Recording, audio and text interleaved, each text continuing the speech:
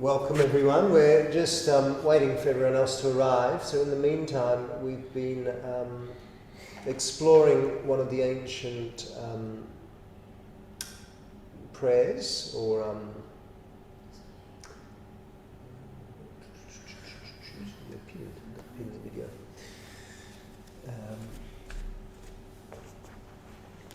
From the Rig Vedic time, used by the Vedantan people even to this day to open the invocation to open their lectures, their ceremonies, their gatherings. It's called Om Asatoma, and this is how it goes.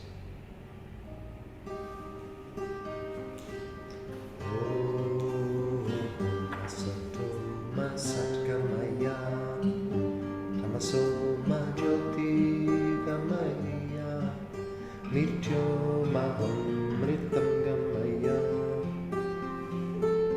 Om Asatoma Satgamaya Tamasoma Jyotirgamaya Nityomaham-mritam gamaya. Lord, lead me from the unreal to the real. Lead me from darkness to the light, from the earth to the open sky. Lead me from death to eternal life. Lord, lead me from the unreal to the real. Lead me from darkness to the light, from the earth to the open sky. Lead me from death to eternal life. Sing it with me. Om Asatoma Satgamaya Tamasoma Jyotirgamaya Mrityomaham-mritam gamaya. Om Asatoma Satgamaya Tamasoma Jyotirgamaya Mrityomaham-mritam gamaya. Lord, lead me from the unreal to the real.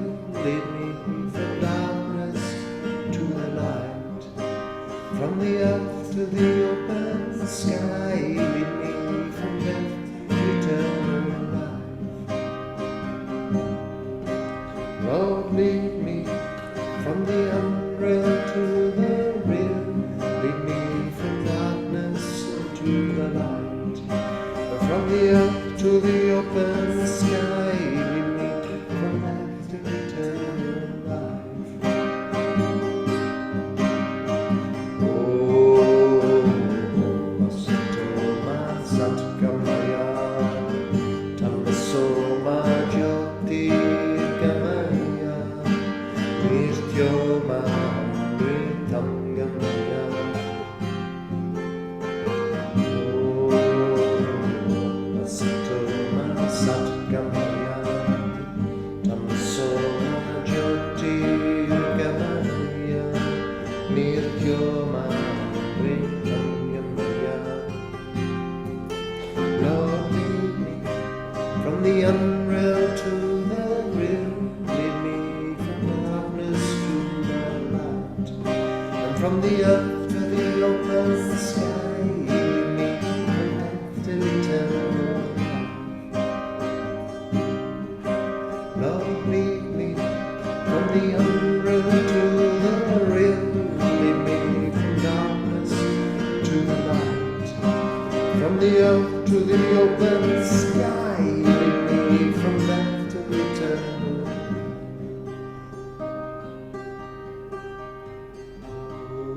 Om Asatoma Satgamaya Tamasoma Jyotirgamaya Mrityomaham-mritam gamaya.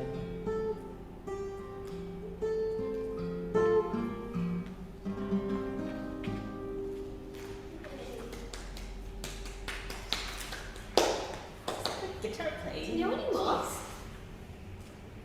Just the whole book. Do you know the whole book? I know a few of them. So is that whole book like medicine songs? Yeah. Wow. There's actually another group that gets together on, I think, every second Saturday. Yeah, And Coro de la Madre. And there's another choir. Another one. Yeah, Oh, that uses pretty much similar songs. yeah. And they sing, yeah, That's so cool. Well, this choir, Coro de la Madre. you know, Different it's one. another choir, yeah. But it's not the same book. They use similar songs. Ah. Yeah, Oh, what, every second Saturday. where? Don't know the details. I've just been to a couple, but yeah. The last time they met in a park. Is that? I think it's the same one. Sure. Yeah. Who was there that you went with, or who? No, I went with a friend. Everyone was strangers. I didn't know anyone there. I reckon it's the same group. Maybe. Maybe. Where do you meet? In parks. Yeah. They actually have another place that I haven't been to. I've only been In to Hawthorne? park once. In no, Hawthorne? No. a lot of details. Yeah, Okay. but I don't think it's the same. But I could It be might wrong. be different, right? Yeah. You might be So right. you part of this Yeah. group that Oh, yeah. I mean, like you go to some of the that's so Yeah. cool. I haven't really because I've heard a few medicine songs here and there, and I always hear they're like in Spanish. mm. I haven't really heard. Well, a lot of them are in Spanish, Yeah, I 'cause- haven't heard many Sanskrit ones. but this one's got a lot of English ones, Spanish Oh, ones, so all different languages. Sanskrit, yeah. Maybe some African too. Oh, beautiful. That would be cool. Yeah, well, mate, because you haven't been to one of our retreats for a while, have you?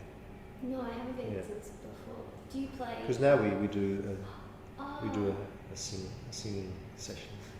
That's cool. Now that we've got this, now that we've got this new skill. I mean, still working on it, but getting there. That's cool. That's really good guitar players. Yeah. Yeah, getting there. Or Getting there. sounded great. Yeah. But you sing so that Yeah. you do. Yeah, I could hear a little bit. I was like, oh, you sound like you have a good voice. It's in there somewhere. Yeah. You guys should play differently. Play something together. Sing something. Do you know a lot of these songs? These like I'm you familiar knew with that the one. songs. Yeah. Yeah. Thanks. Cool.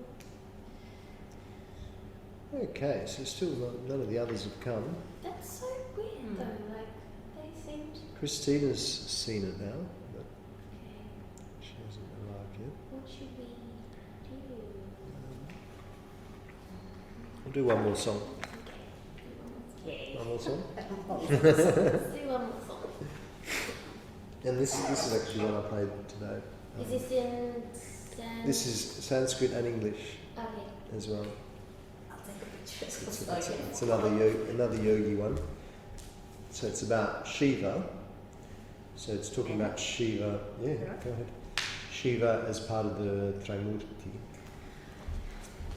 The first one was called Om Asatoma. I'm going to write that down. So when we have the Trimurti, do we know what that means? Trimurti? Yeah, can you tell us what it means? So you've got Brahma, Vishnu, and Shiva. Rama, Vishnu and Shiva. Yep. And as the Trimurti, what do they represent then? Brahma is the creator, Vishnu is the preserver, and Shiva is the destroyer. That's My favorite guy. So they are the energies that create the cycle of life, aren't they? You've got creation, Brahma, you've got preservation, to live your life, and then you've got Shiva who polishes everything off to make way for the new. So this is a song celebrating Shiva as an expression of the Trimurti. because it gets confusing sometimes, because Shiva, sometimes we relate to him as that part of the Trimurti, so Shiva the destroyer. But then Shiva is sometimes seen as the meditating Shiva that actually represents consciousness itself. So I don't know why that happened, but it just happened. And so Shiva, it depends on what aspect of Shiva you're focusing on or tuning into.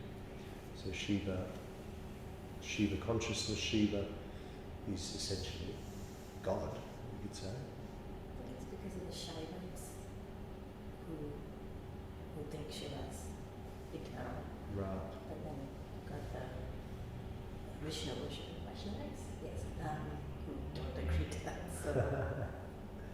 So So then their own idea.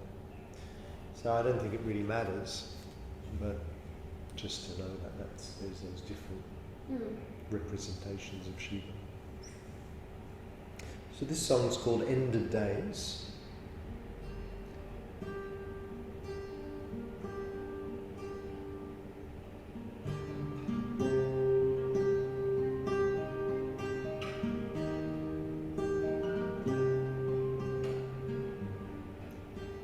Now if you see anyone wanting to get in, just let them in.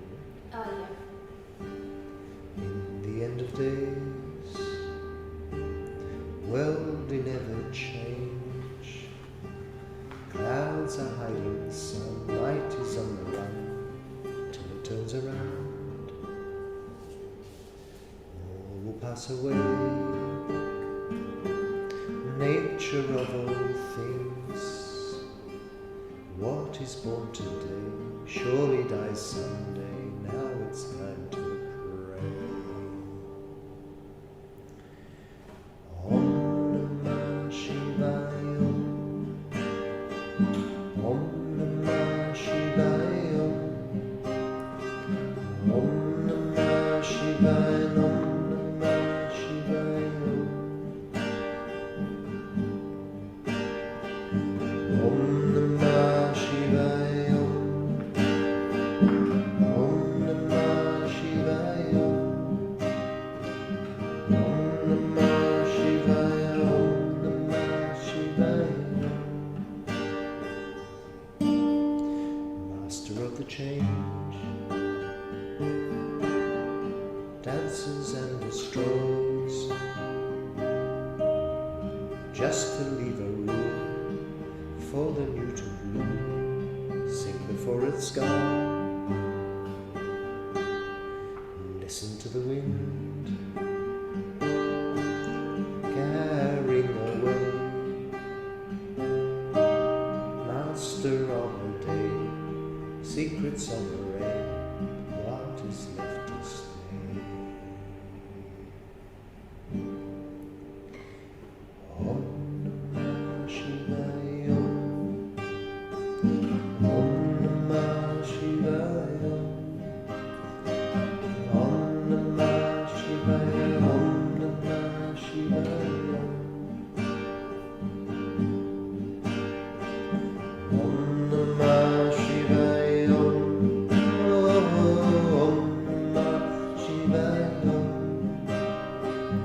Om Namah Shivaya. Om Namah Shivaya.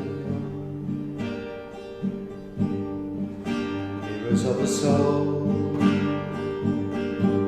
life in ever changing gates, waiting on the beam, being lovely, hollow and complete. Om Namah Shivaya. Om Namah Shivaya. Om Namah Shivaya. Om Namah Shivaya. Om Namah Shivaya. Om Namah Shivaya. Om Namah Shivaya. Om Namah Shivaya.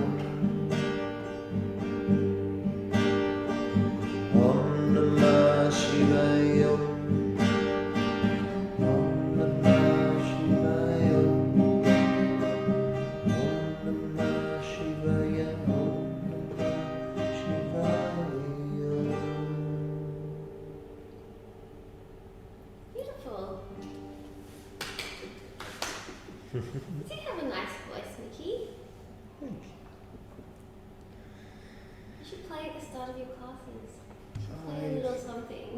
thought about that. At the end? I do. As I said, I was just in the class that I do before coming here. Mm. I've got an online class that I do for another studio, and it started over lockdown, and 90% of the people who come, and usually only 4 or 5 people or something, but they're all older ladies. Yeah. They're all in their kind of 60s and 70s. Yeah. So we've just developed this beautiful rapport, Yeah. and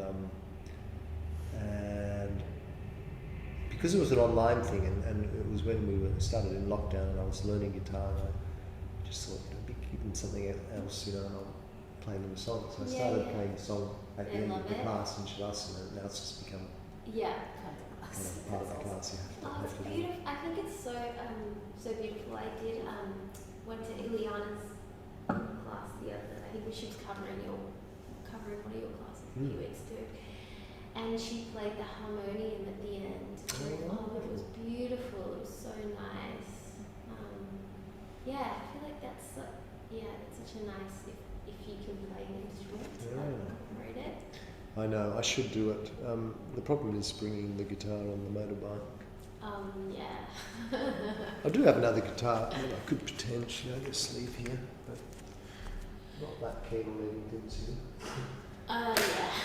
Things here Did don't. you put it on your back and with how do you you got a strap with your I don't know. What's that strap?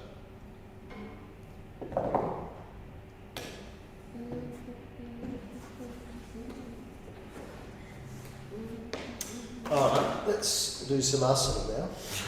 Yeah. Should we what should we do? I reckon, Mel, you should take us through a class. The whole class. An abbreviated class. What do you reckon? I can do that. I can take it in a bit, but I Do the bit that you put us there. Okay, Do cool. that, at least that. Alright, great. If you can fit in any more, that would be great. What were you going to say? Are you all ready to do one too? I don't think I'm quite maybe I'm not quite at the confidence level of winging things just yet. I'm can feel the shift happening slowly, but not quite there yet. I understand. It's not ideal to wing things. Yeah. I mean, It's a good challenge though to have to just throw myself in there. But maybe in a few weeks I can just That's good. so we're going to start in downward dog. So yeah.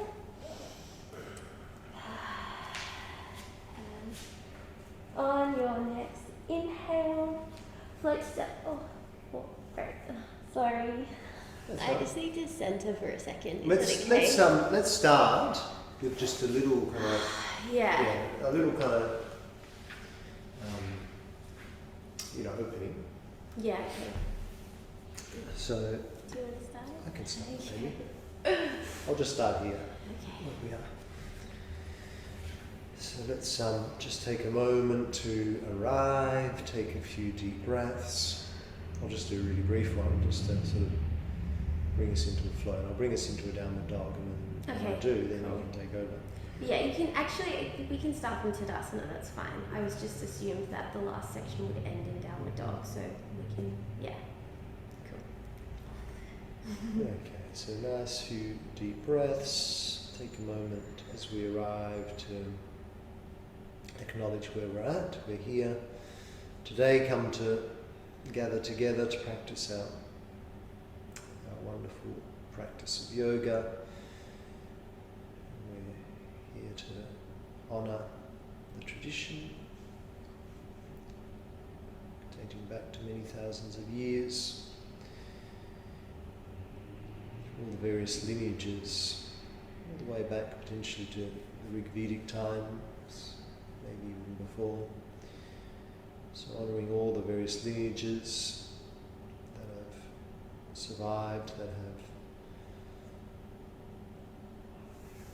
handed down this incredible wisdom, this amazing teachings that we're blessed with to have today. As we kneel here on this sacred land, land of the Wurundjeri people, acknowledging the traditional custodians of this land, paying our respects to the elders of past, present and future, and acknowledging the land itself, Mother Earth, in the peak of the equinox, of the spring equinox, where we are kneeling right here, teaching us, reminding us to bring balance into our lives, into all that we do, into all that we are. Taking a few deep breaths. Starting to work a gentle ujjayi breath, where we create that little constriction at the throat. Slowing the breath right down.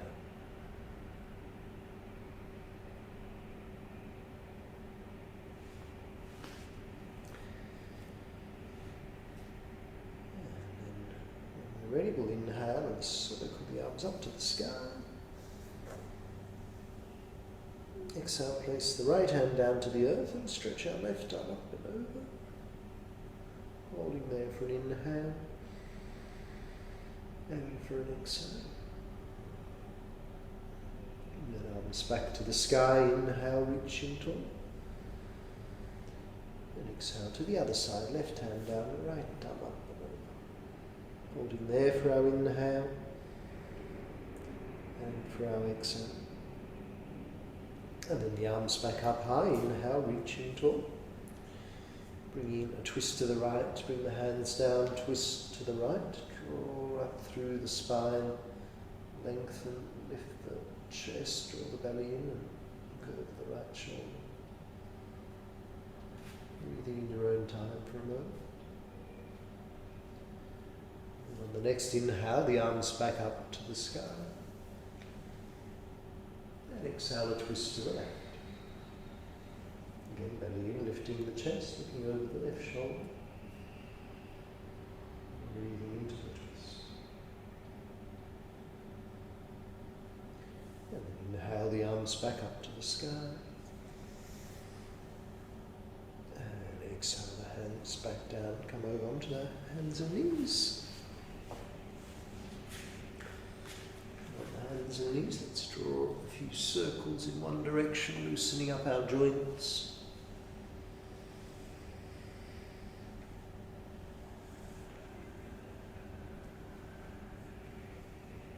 And in the other direction as well.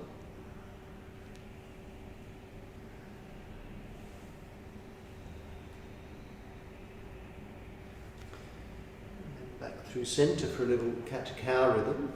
So we inhale, we arch the back, we look up. So that's where we extend through our spine. And exhale, we hunch the spine, look down, or you could say we flex the spine. Inhale to arch and extend into the cow. Exhale to hunch and to flex into the cat. One more, inhale. Extend into cow. Exhale, flex into cat. And release, take the knees wide, big toes together. Sit all the way back to our heels into our extended child pose. Bring the forehead to the mat.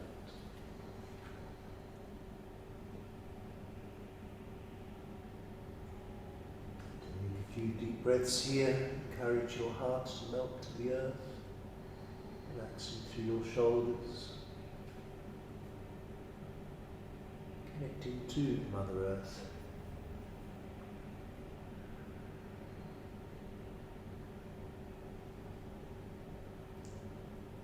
And then spread your fingers nice and wide, tuck your toes under. And let's press up into our downward facing dog.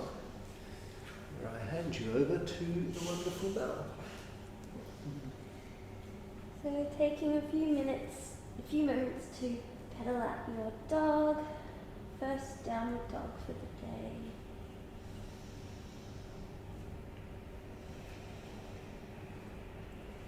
On your next inhale, walk, step or float for the mat. And slowly rolling your vertebrae by vertebrae. And taking a moment to center in our Tadasana mountain pose.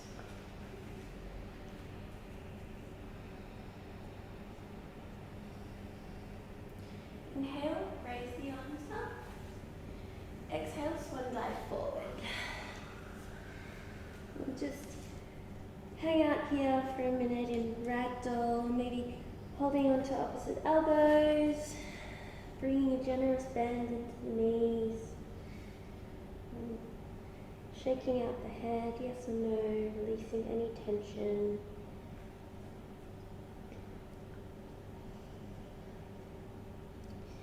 Inhale, place the palms down on the mat, Uttanasana, halfway lift, and Uttanasana, forward fold. Inhale, step the right leg back, runner's lunge. Keeping the heel lifted and the right leg firm, peeling up the left palm to the sky, looking up, easy twist.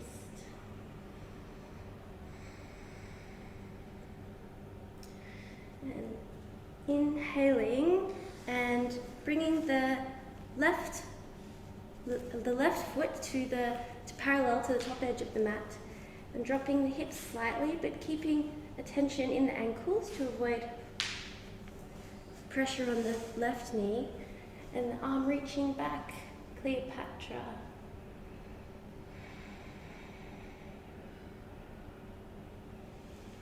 And dropping the hips down, shuffling.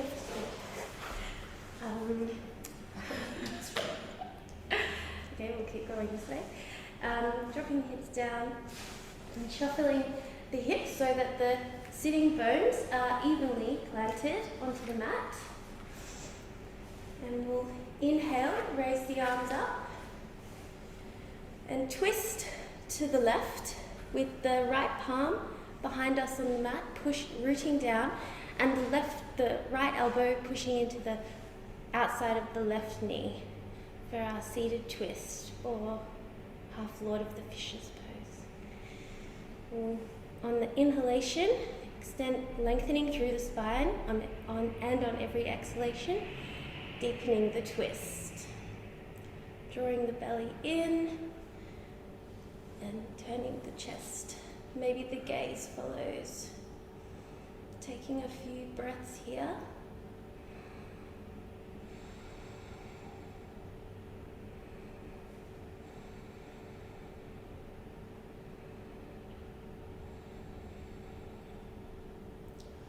Slowly unwind, unraveling the arms towards around the right side of the body, placing them behind the body onto the mat, and unwinding up into a downward dog. And in your downward dog, raising the right leg into three-legged dog, drawing knee to nose and stepping it between the hands.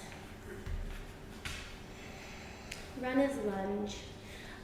Inhale, raise the right palm towards the sky, maybe looking up, and exhale into Cleopatra.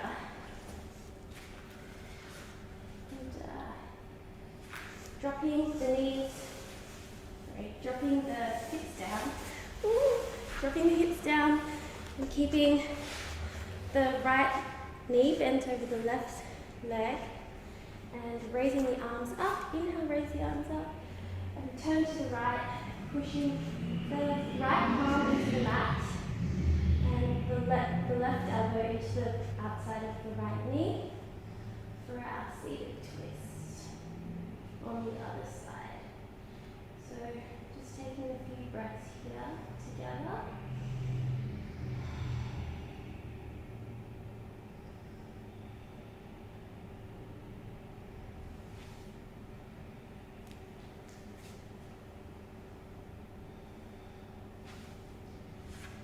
When you're ready, just placing the arms back down behind you, and that's when you will unravel into your downward dog. And just taking a few minutes in yourself here.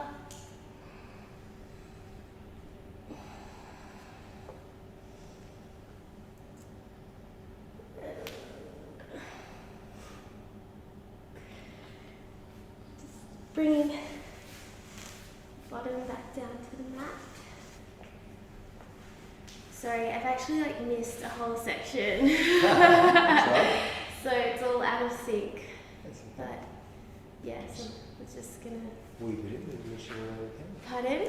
Weave it in whichever way you can. Cool. So back down in that, straightening the legs and flexing the feet, pushing the hands down into the mat on either side of the hips, and breathing in, lowering down into your seated forward fold, walking the hands on either side of the legs, and being mindful not to round the spine, and on your inhale trying to lengthen, and on your exhale deepening into the fold, the bend. And taking 3 breaths here.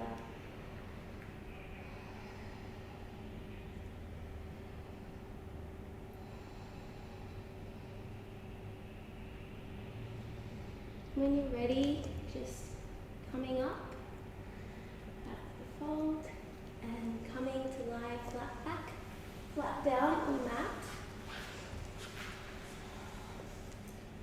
And we'll start prepping for Setu Bandhasana bridge pose. So bending the knees so that your knees are stacked above your ankles, and placing the palms face down on the mat. And you might like to use a block lengthways here between the thighs to encourage them to spiral inwards. And when you're ready, on your next inhale, lifting the hips slowly and squeezing the shoulders together. You might like to interlace the hands underneath the body. And if this is as far as you'd like to go today, and taking a few breaths here. If it's in your practice to find wheel, we'll place the hands beside the ears, pressing into the hands and the soles of the feet, lifting up into your wheel.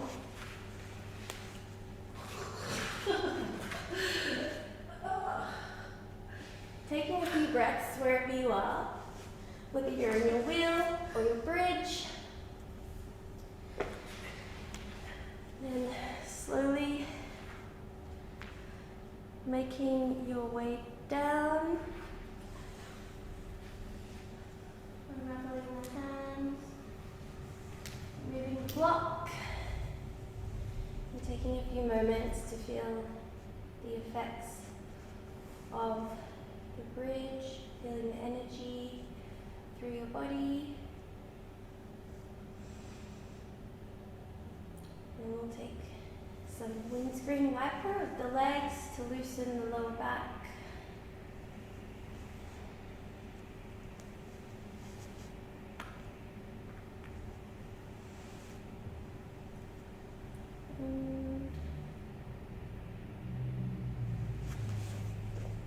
That's all I have, Nikki.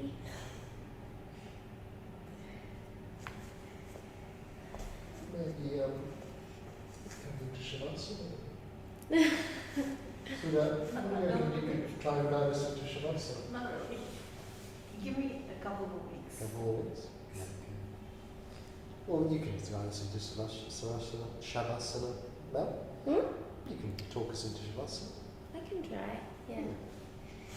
So dropping the knees and getting comfortable.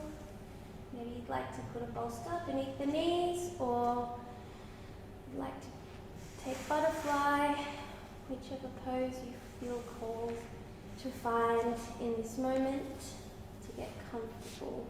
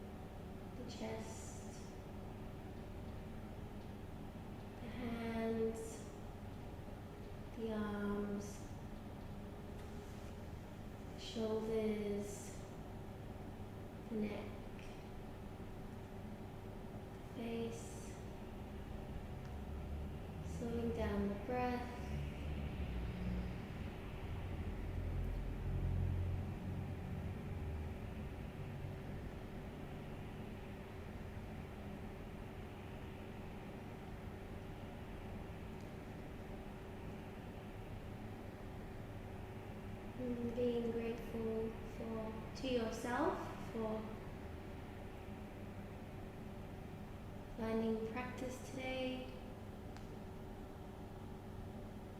and enjoying the rebound effects of all the shapes you put your body in.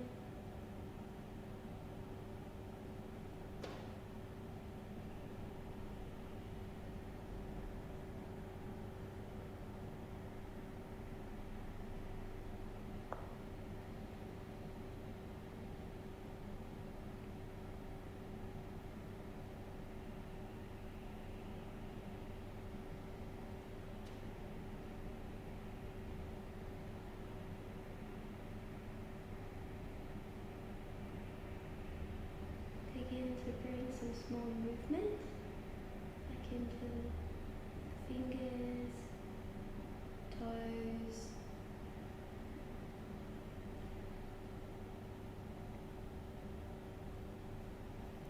Maybe keeping the eyes open, rolling to your favorite side.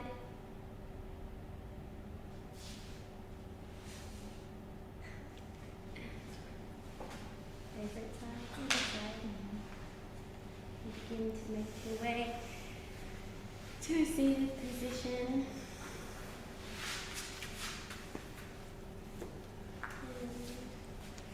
And together we'll take one on. So inhale.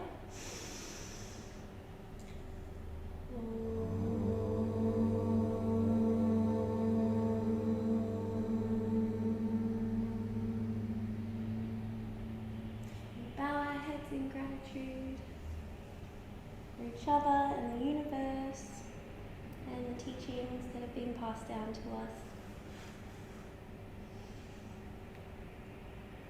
Namaste. Namaste. Well done. Yeah.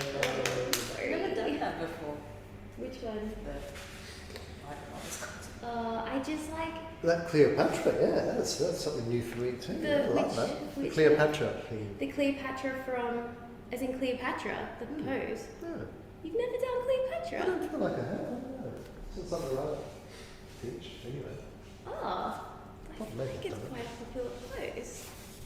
Sure, maybe you call it something else. I missed that one somehow. That's great.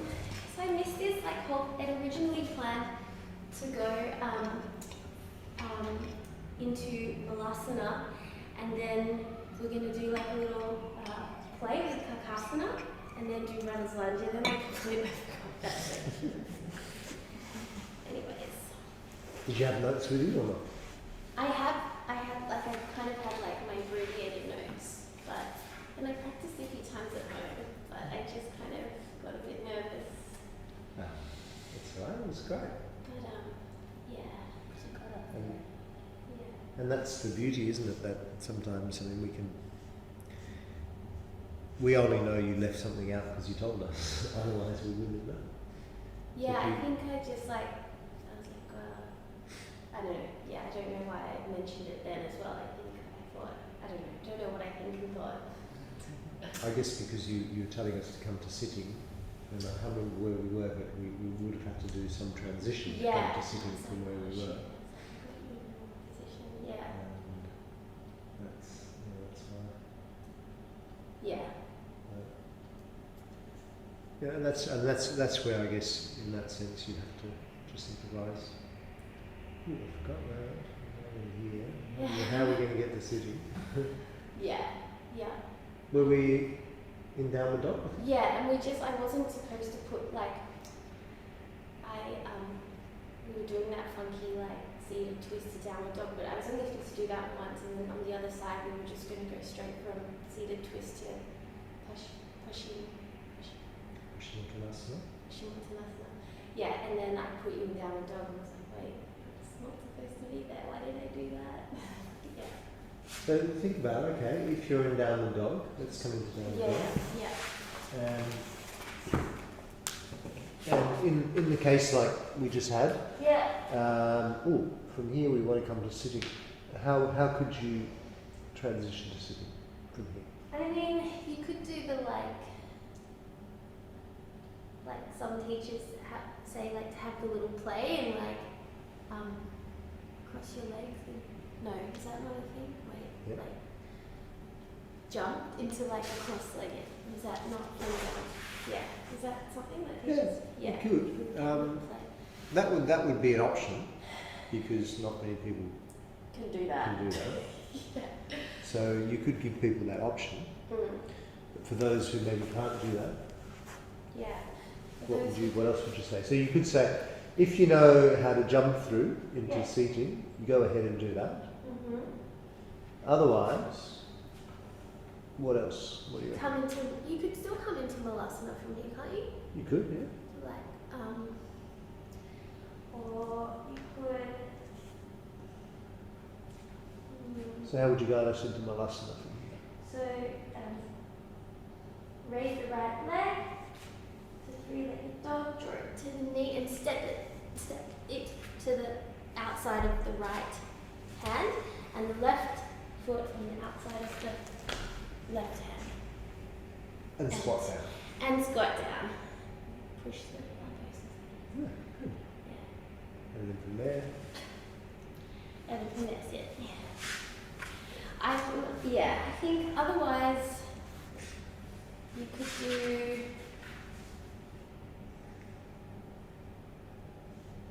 another way to transition from down the I dog. think from down the dog. I think because it's yeah, I don't know, how else would you transition Can you down think the of any dog? other way? Spinner? I was just gonna complete it and go back standing pose and then just sit down. Yeah, you could probably just forward. You could just like forward fold, like step So, step. what do you mean? Yeah. Can you try and guide us? So from down the dog, what would you do? Either step or walk To the top? to, and Mm-hmm. then do halfway lifts. Yeah. Down. Reach up. Down. And when you're ready, take a seat. You could. You could. I don't know how flowy it is. But yeah, what's lacking sometimes that's something that happens. Sometimes we're upstanding. I want to get down. Let's just sit down. And it's a okay. simplistic way of thinking, but It's it shouldn't okay. have to flow.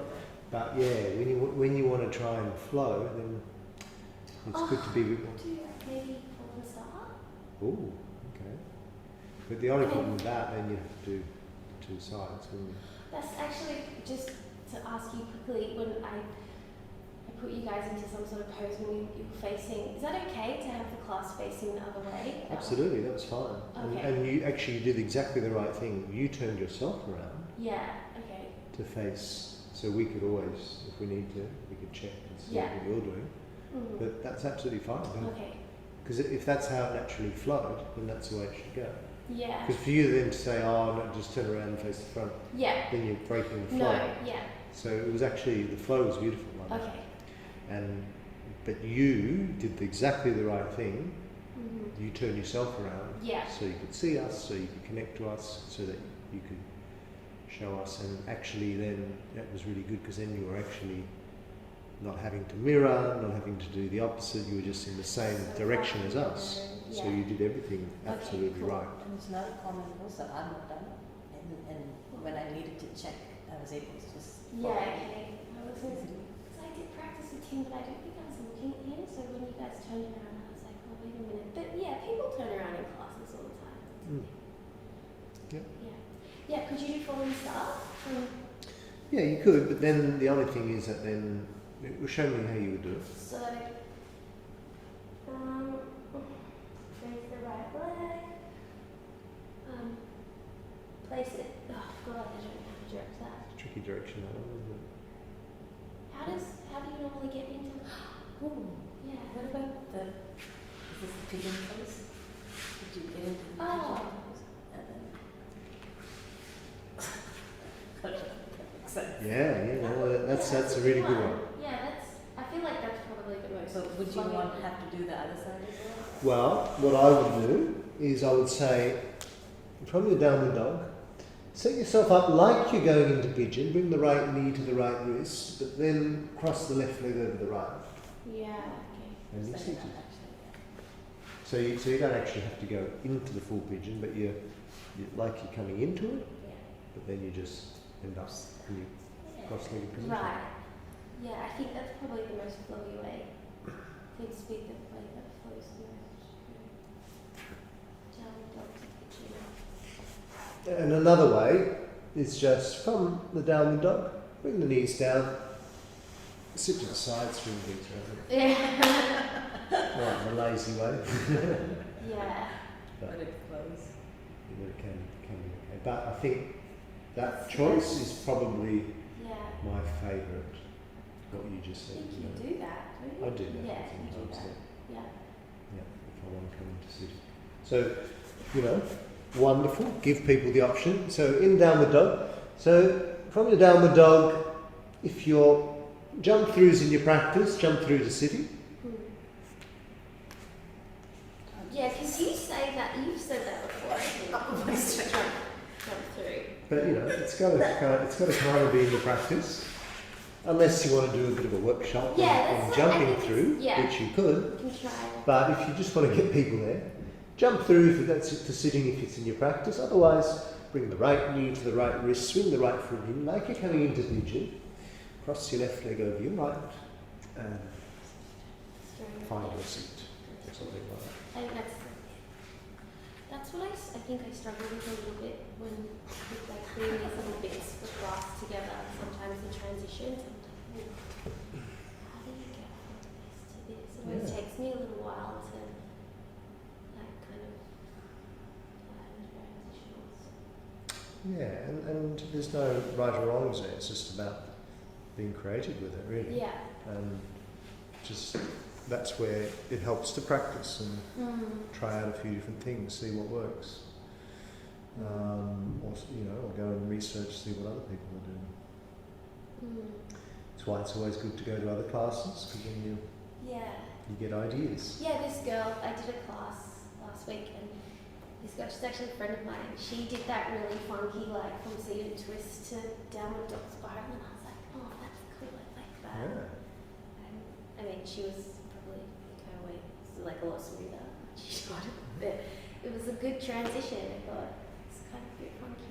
Yeah, no, your little sequence there was awesome. I Oh, loved it. thanks. It was really Yeah. creative and beautiful, Just beautiful flow to it. So more practice. Well done. More practice. Very. That's right. Yeah. But you got up there. Like the confidence to get up there. Yeah. Yeah. It's difficult. Yeah. Just gotta practice more. Oh, it's a shame the others never made it. I wonder what I happened. know. How'd you go, Tony? Were you there for that? Did you manage to do that, or to at least see it?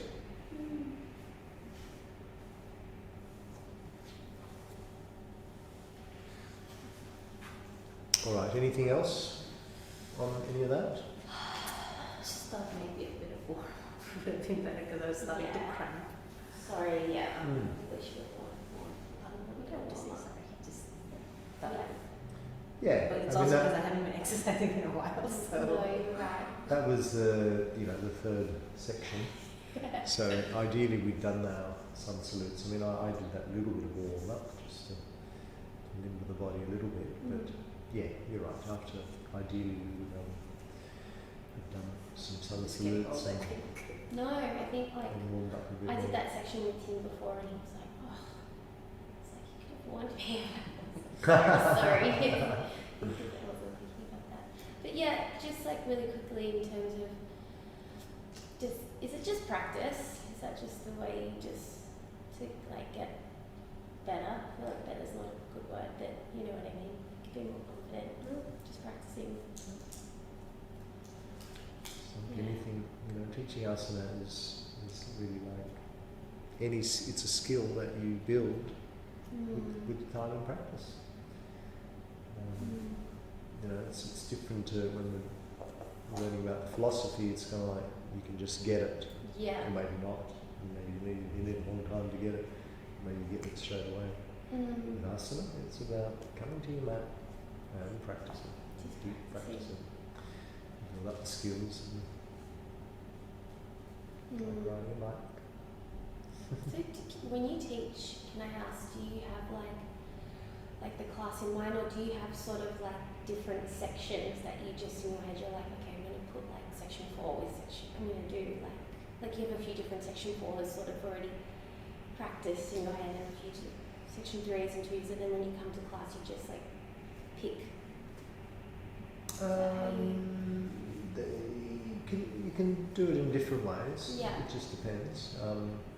Yeah, I mean there is a bit of that. Mm-hmm. You got your kind of Chunks. you got your chunks, Yeah. your flows that you know, Yeah. sort of, That you connect mix together. and match. Yeah. So you can do that, mix and Mhm. match. So yeah, I mean ideally you pre-plan the class and you've got it all laid out. You know, okay, we'll do this here, this there, that there. Mm-hmm. And it's a big flow. But you know what we want to try and do by the end of this course is you want to ideally have let's say a few different class plans down your sleeve, because also you want to be able to be flexible depending on the situation. You might have a really dynamic, or strong class prepared. You come into class and everyone's pregnant, or whatever the situation is. So you want to be able to have some options. You want to pre-plan the class. Ideally, have your class plan, know what you're going, know what you're doing, being ready to go. But depending on the situation, I think I better Maybe like swap out this chunk for like switch a bit this of chunk for that chunk. more gentle. It's almost in a way like you're right. It's kind of like a puzzle. Yeah, with yeah. all your different pieces, Yeah. which are you could see them as different chunks. And in a sense, that's maybe the difference in a way, generally speaking, between a traditional hatha class and a vinyasa class. Vinyasa class, it's more you've got the chunks, you've got the sections. Whereas a hatha class, it's kind of more pose by pose. Yeah, Not too fussed about those So like transitions. sequence, yeah. You focus more on each pose and incorporate the pranayama and meditation, incorporate all the aspects.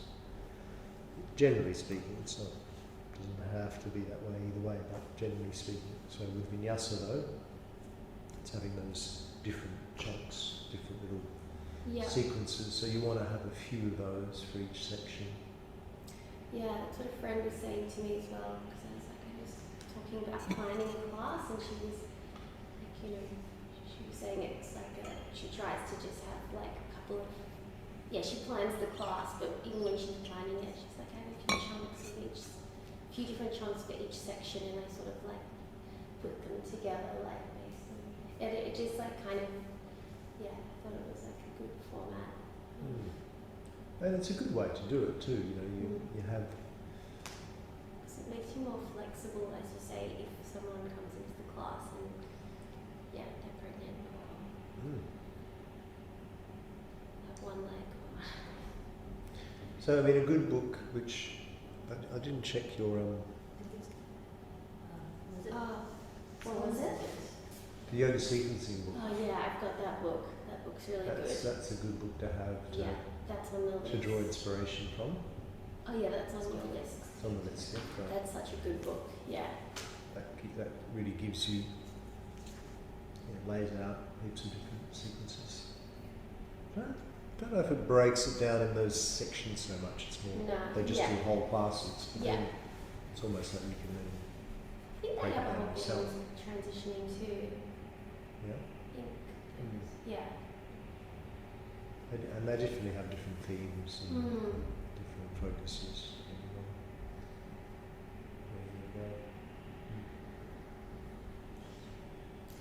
Was it you who said you find this bookshop? Oh yeah, the bookshop. It's like the Chinese medicine bookshop. Just on the Yeah, it's just near the laundromat. So good. Do you ever go there for the books? No, I've never actually been there. Okay. Yeah, they've got. I Is got it a still lot there? of my yoga Still books there? there. Yeah, they've got a huge section on yoga books. They're all secondhand. I really shouldn't go because otherwise Oh yeah. I'll just buy. I've got a whole library of yoga books. Yeah. It's not like I don't need. You can always have more. But like a lot of like one of your beautiful books that you brought in once, I think it was like a Mudras Bandhas, and I really liked it. Wanted to find it online and I couldn't really find it. It was like coming from the UK and stuff, and I found it in that bookshop. It was Oh, wow. someone was selling it, so very good, very resourceful. No, maybe you shouldn't. This is for your students. Yeah. All right, well, let's have our lunch break. Yes, I'm And starving. I'm hungry too. It's 1:38. Come back at 20 past 2, 40 minutes, is that enough? Yeah, And we'll try and finish early, because this lecture, yeah. because we don't need too much time on it. So, Okay. 20 past 2, Mm-hmm. and we'll put it in the chat, and then hopefully we get a few others coming.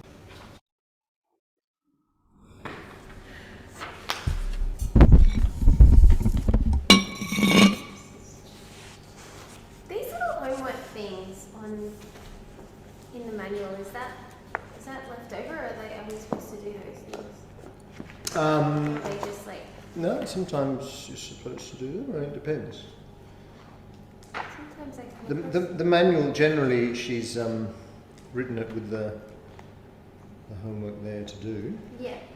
but, you know, I take my own liberty as to Mm-hmm. giving you that or giving you something else. Where is it? 90%. Oh, your manual's different to mine though. Yeah, it's different. Is it sort of It's kind of like about... almost halfway, Almost a quarter of the quite way. halfway, like quarter of the way in.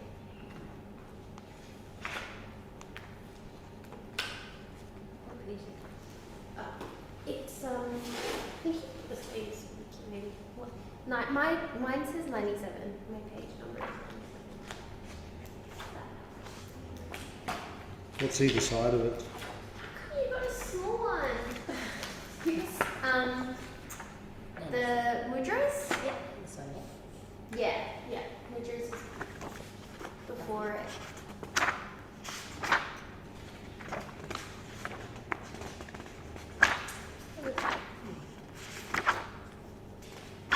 Yeah, those. Yeah. There we go.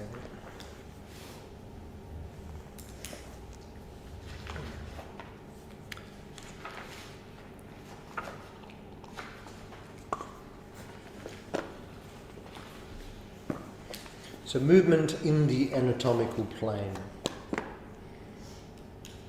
Do either of you have any background in anatomy at all? just that's good science. It's Not at all.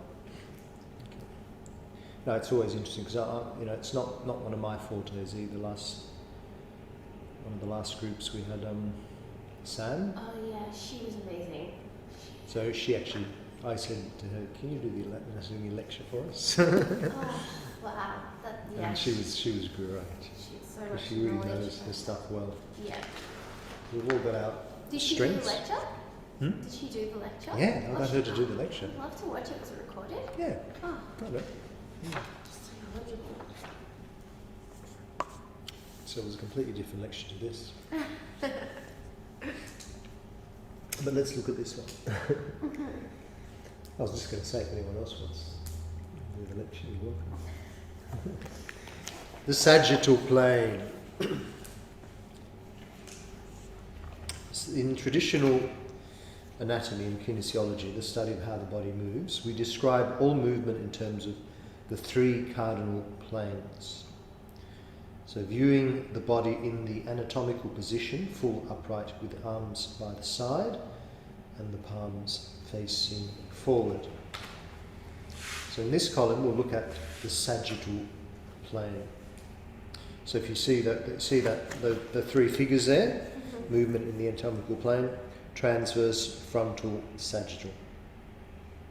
So that's what we're looking at, the sagittal. If we look at the picture of Lauren there on the side, she's the way that she would either bend forwards or backwards is the way in which the spine moves on that sagittal plane. Makes sense? Like if you had that window pane through the centre of your body, moving along that window pane.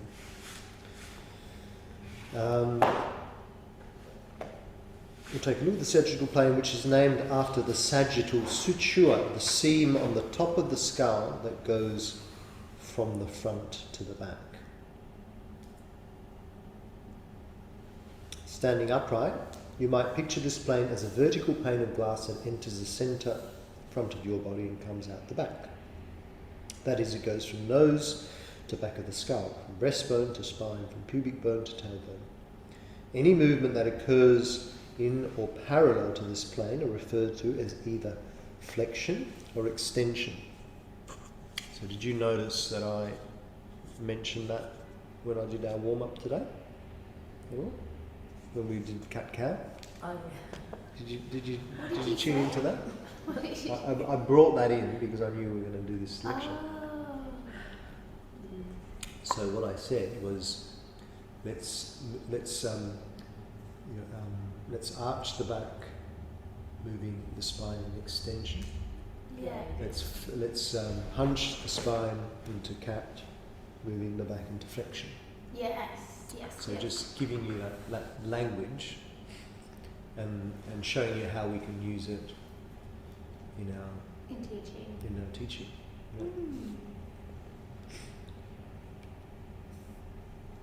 Yeah.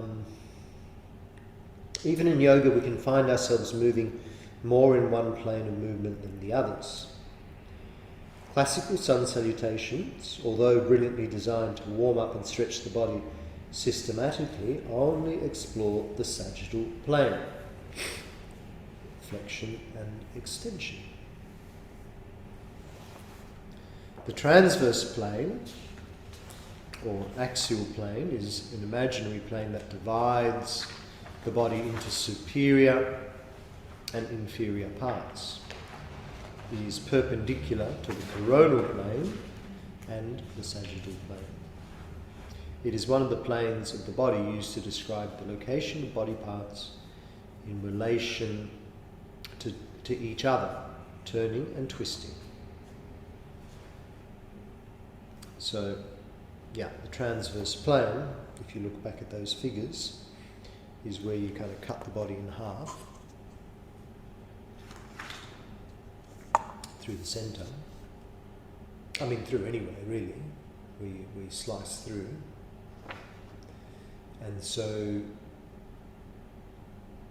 in relation to that plane, the movement is essentially, it's twisting. That's pretty much it. Could you not forward fold? Is that like? That's in the sagittal plane. That's on the sagittal plane. Yep. Oh my god. Because when you're forward folding, so let's look at that. When you're forward folding, Yep. it's a little tricky one. Because We'll get back to it. I think we'll come back to it. But it is sagittal. yeah. But as far as whether it's extension or flexion, it's debatable in a sense. But we'll get onto that. We'll come to that.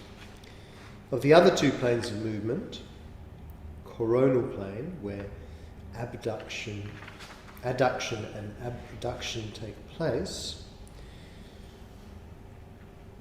and transverse plane, where we turn and twist, it is the transverse plane we move most often in. Unfortunately for most humans, this plane of rotation does not get explored evenly both ways, both sides of the body.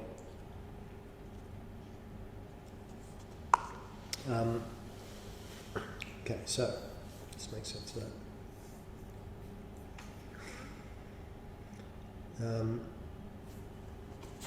We'll come back to coronal plane. It's so dense. It is, but it isn't. Yeah. Once you get it, you get it. Yeah. It takes a while to get Yeah. it. It's taken me a few lectures of trying to teach this, and I'm still trying to get it. Yeah. But I'm starting to get it. Yeah. So, I don't expect you to get it straight up, but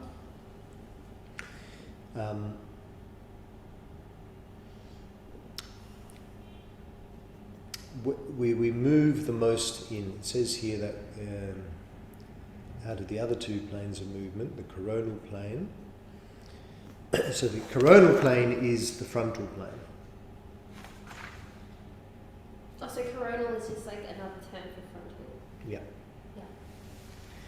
The sagittal plane is the sagittal plane. Yeah. And the transverse plane is when you slice through the body, so that your movement is a twist. Mm-hmm. So it says that we move. So basically, yeah, look at my body. Sagittal plane movement. Mm-hmm. Mm-hmm. Well, that's why that's Coronal plane movement.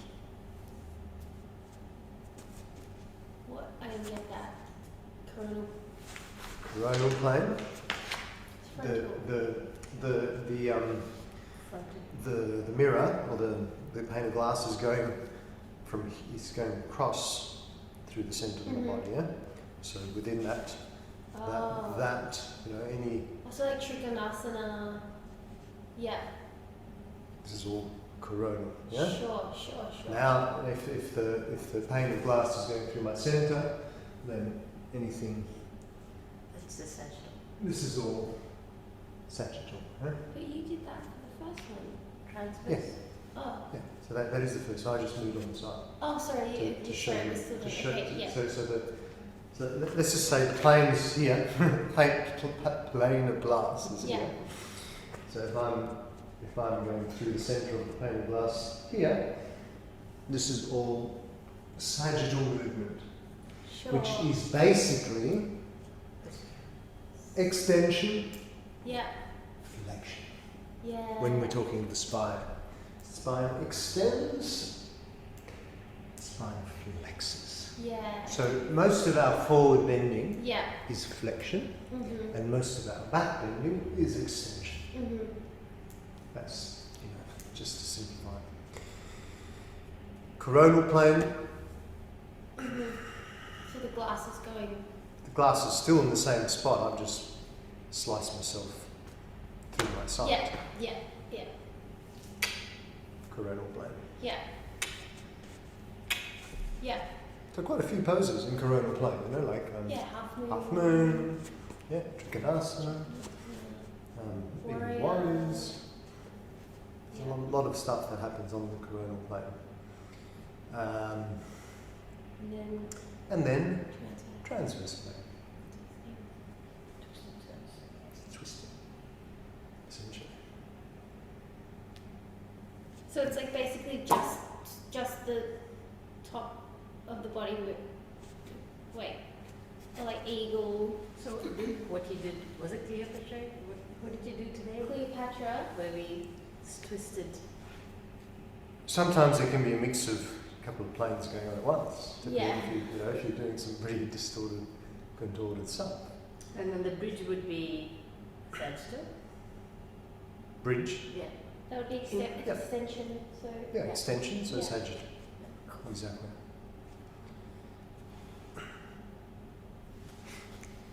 Okay. So it says that most of our movement is,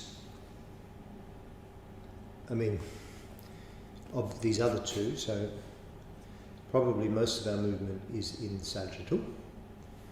But then the second most common one is in transverse, Mhm. and the coronal the least. Talking about just general movement of the body. Yeah. And what it's saying is that we often don't explore both. With transverse, you want to transverse and coronal, even sagittal. But when you move one way, you want to balance it out and move the other way. Mhm. But particularly on a transverse. So the reason we have this imbalance, a lot of it is just in the actions we do. Mhm. driving a car, typical one. Turn around, put your seatbelt on. Yeah. Yeah, you only go one way. Yeah. Reach behind, pick something up from the shelf above. Yeah. You only go one way, you know, you don't even it out in the other way. Imagine we're walking through life just like doing the opposite side of everything. Well, yeah, I mean, it sounds absolutely bizarre and berserk, but it would actually make a lot of sense to rebalance your body. And think about how we're not ambidextrous, most of us. Yeah. What do you call it? Just one dexterous. Yeah. Unidextrous. Not dexterous at all. You know, we're using one arm, one hand, one foot. So this is where all those imbalances happen in the body. True. So a coronal plane is any vertical plane that divides the body into ventral and dorsal sections. So ventral is the front and dorsal is the back. It's one of the three main planes of the body used to describe the location of body parts in relation to each other's axis. There are not many people who spend a lot of time in their coronal plane. Speed, ice and rollerblade skaters, horseback riders, kickboxers, martial artists, surfers, dancers and yogis are among those who find themselves spreading out wide repetitively. That's why it's so great that yoga is so popular as a method of cross-training. It encourages many seemingly healthy and fit people to branch out of their repetitive motions in both the sagittal and transverse plane, and encourages them to spread out wide in the coronal plane. So, yeah, I mean, a big thing of coronal plane movement in the body is taking the legs out wide. You think about the wide leg forward fold. Yeah, wide leg forward fold, or any of our standing wide-legged poses, Trikonasana, or anything, whether you're going one side to the other, but just having the legs out wide, you know, regular people don't do that so much, and even people who maybe exercise, you know, I jog every day, but you know, jogging is just on the sagittal plane. Yeah. Build strength and certain muscles, but you're not getting that coronal movement in your body. You're not getting the legs out wide. You're not often lifting the arms up as well, up to the sides. So yeah, it's a really interesting observation. It's only when we start adding in our warrior twos, triangles and wide-legged forward folds that we venture out into the coronal plane of abduction and abduction. What is adduction? And What is adduction? What is abduction? How does it go again? Adduction. Oh, I've forgotten now. See, I should know this. I'm teaching this. You add. Yeah. Okay. So, adduction. The way you remember it is just reminding myself. Adduction is adding. Abduction is taking away. So basically, when you're from your central plane, it's your central plane, central axis of your body. When you're bringing the arms or the legs out, you're abducting. When you're bringing them back in, you're adducting. So the way to remember it is add. You're adding back to yourself, kind of thing. Yeah, adding more of yourself into yourself. And then spreading it. So abducting is like your limbs are getting abducted. Yeah, another way to remember it. So abduct your, abduct. I'm abducting my left arm. I'm adducting my left arm. Abducting my right leg. So is it essentially like just move? Is it like on the coronal plane? Move. That's what they call movement on the coronal plane. Adducting and abduction.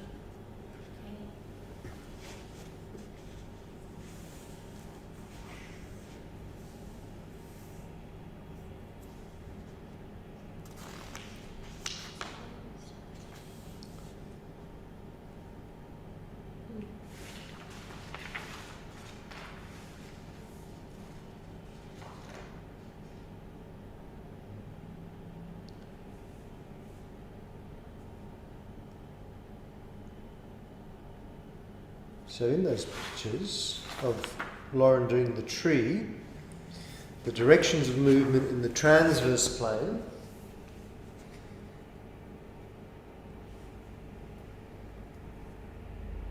is this, the movement of the transverse plane is the opening of the hip. Yeah, there's a twisting happening, opening up my hip. That's the transverse movement. Right. And then lifting my arms up. What am I? Adducting or abducting my? Adducting. Abducting. Abducting. That's the movement in the coronal plane. Abducting. Abducting my arms. Yeah. And Abducting. external rotation of the hip. Externally rotating my hip. Yeah. If I was internally rotating my hip, You'd be, yeah. So like still on the transverse plane. yeah. Yeah, because that movement is on the transverse plane. Yeah. But if I'm going inwards, I'm internally rotating. If I'm going outwards, I'm externally rotating. Oh, sure. The Yeah. hip, the hip joint. We're talking about the hip joint now. Hip joint, external So rotation. that's both coronal. Is it coronal? It's Both transverse. transverse and coronal because you're taking away from your body. Like as in I Good originally point. thought it was might have been coronal as well, but the hip is actually moving out. It's like twisting it that's- out. would that be considered abduction as well? I think technically, if I'm doing that action Oh, it's on the side. with the hip, Then it's then I'm abducting the hip. But if it's more that movement, it's more the rotation, rotating the hip, moving on the transverse plane. okay.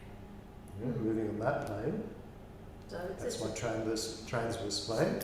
Whereas if I'm like this, that's I'm more on that coronal plane. plane.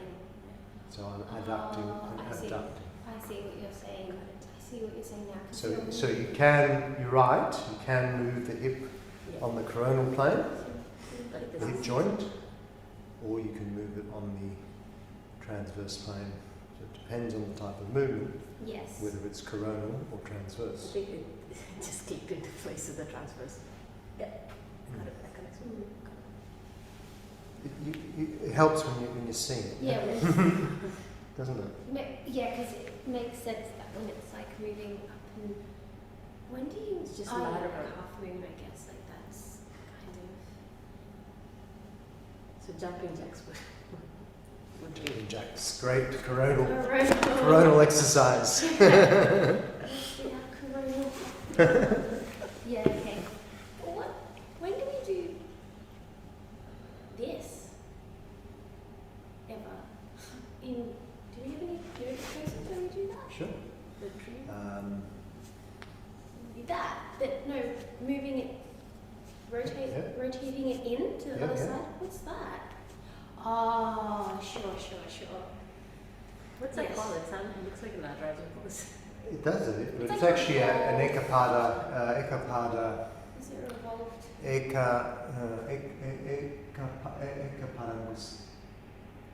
ekaparangustasana, ekaparangustasana, but this would be Like what's the word for revolved? ekaparavritta, ekaparangustasana, paravritta Some ekaparangustasana. ball word. I think I'm just trying to. Yeah, is that Give the it a name. revolved word for That's right. Paravritta. part of Vitta? Paravritta is the word for when you're doing a lot of transient stuff. Right. What's Yeah. it called again? Paravritta. Paravritta. I always thought it was like the word for when something is revolved.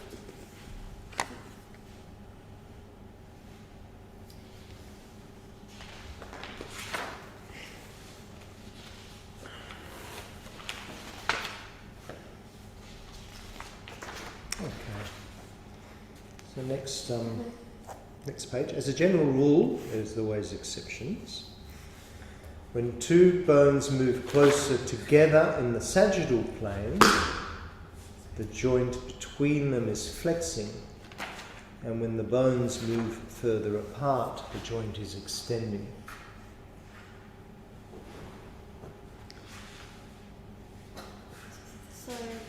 Okay, so I've got my arm out there. I've got now I should remember my bones' names. What's this bone? The upper arm bone. Arm femur. Sorry? No, the femurs. It's the oh Jesus. It's no one's here. Tony, are you here? Are you paying attention It's general to our anatomy? when two bones move closer in the sagittal is like when the painful glass is going through you. So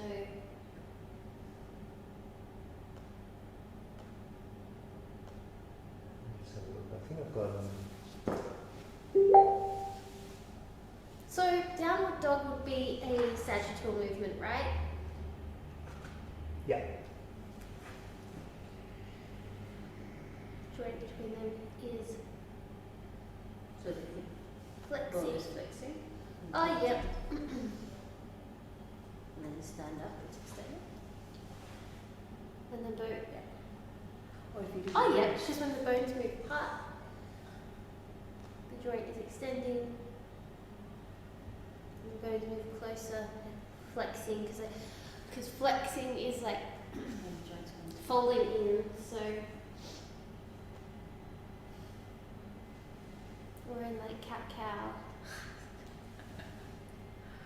Humerus. So that's also sagittal, cat cow. Yep. Flexing, And then extension. extending. Okay, so the humerus is that bone there, and then the forearm bones are the ulna and the radius. So when two bones move close together in the sagittal plane, the joints between them is flexing. So if we're talking about my elbow joint, yeah.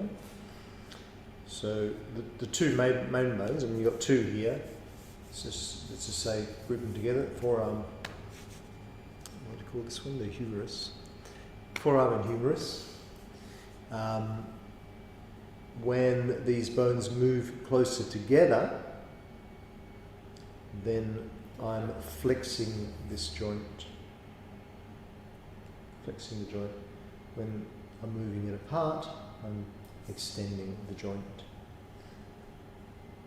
Flexing, extending. Flexion, extension. Flexion, extension of the elbow. Mm-hmm. Flexion, extension. Now, if you think about the shoulder joint, if I'm going up here, Is that extending? you'd think so, but Oh, 'cause they're really closer it's together. actually flexion because you actually bring you're bringing that closer. Yeah. Whereas when you go like that, then that's extension. So flexing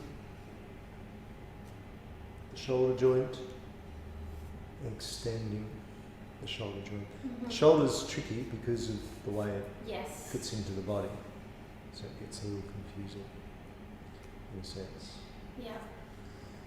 So basically, every time we raise our arms up and we're extending the spine, we're actually flexing the shoulders. That's right. Yeah, that's the tricky thing. So when you're doing this action, you're extending the spine, but you're flexing the shoulders. And when you go like this, you're flexing the spine, extending the shoulders. Like an arrowhead or something.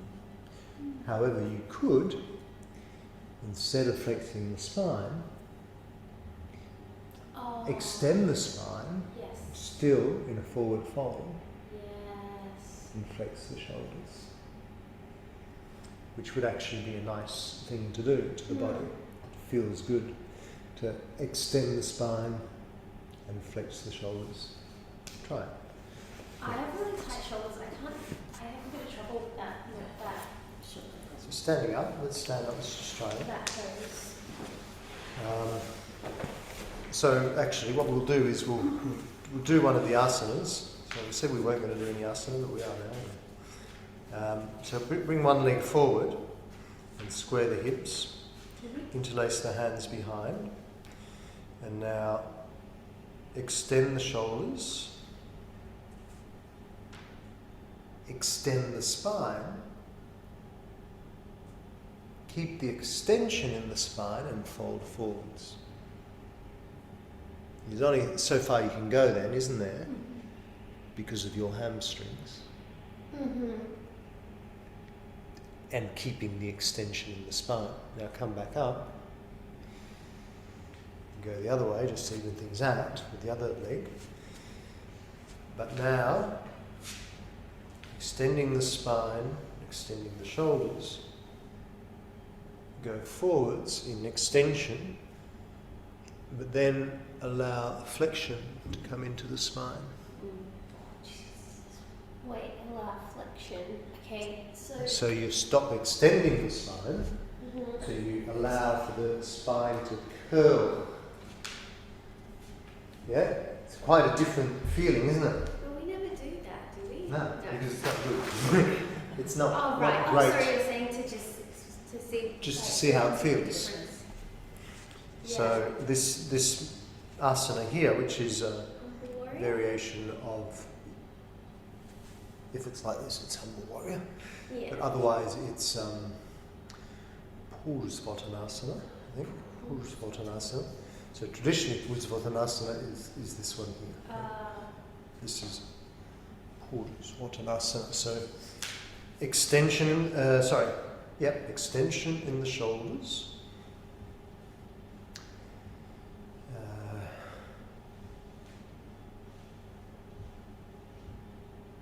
An extension. I'm just trying to Spine? extension in the spine. I'm just trying to think what are we doing in the wrists. Oh.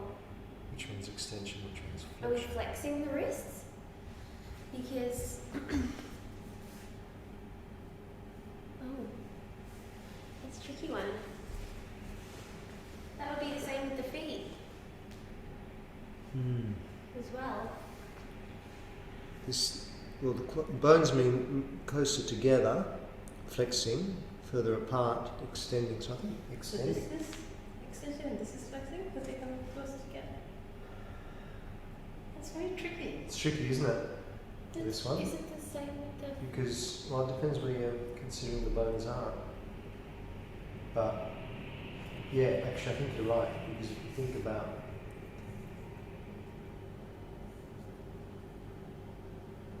it's tricky Is it anyway. the same with the feet? The same, like, when are you flexing and when are you extending?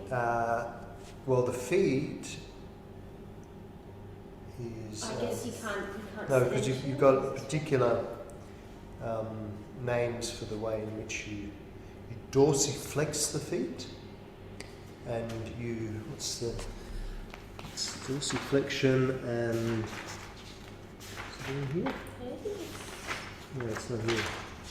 Dorsiflexion and extension, dorsiflexion. But and there's, when they tell you to flex your feet and you do that, if flexing technically means. Plantarflexion and dorsiflexion. They call them both flexion. They're both called flexion. Yeah. So that's plantarflexion Mm-hmm. and that's dorsiflexion. So that's confusing, isn't it? Putting that in the two-half basket. Yeah, I am too actually. Oh, yeah. But just it's like you've got to relate.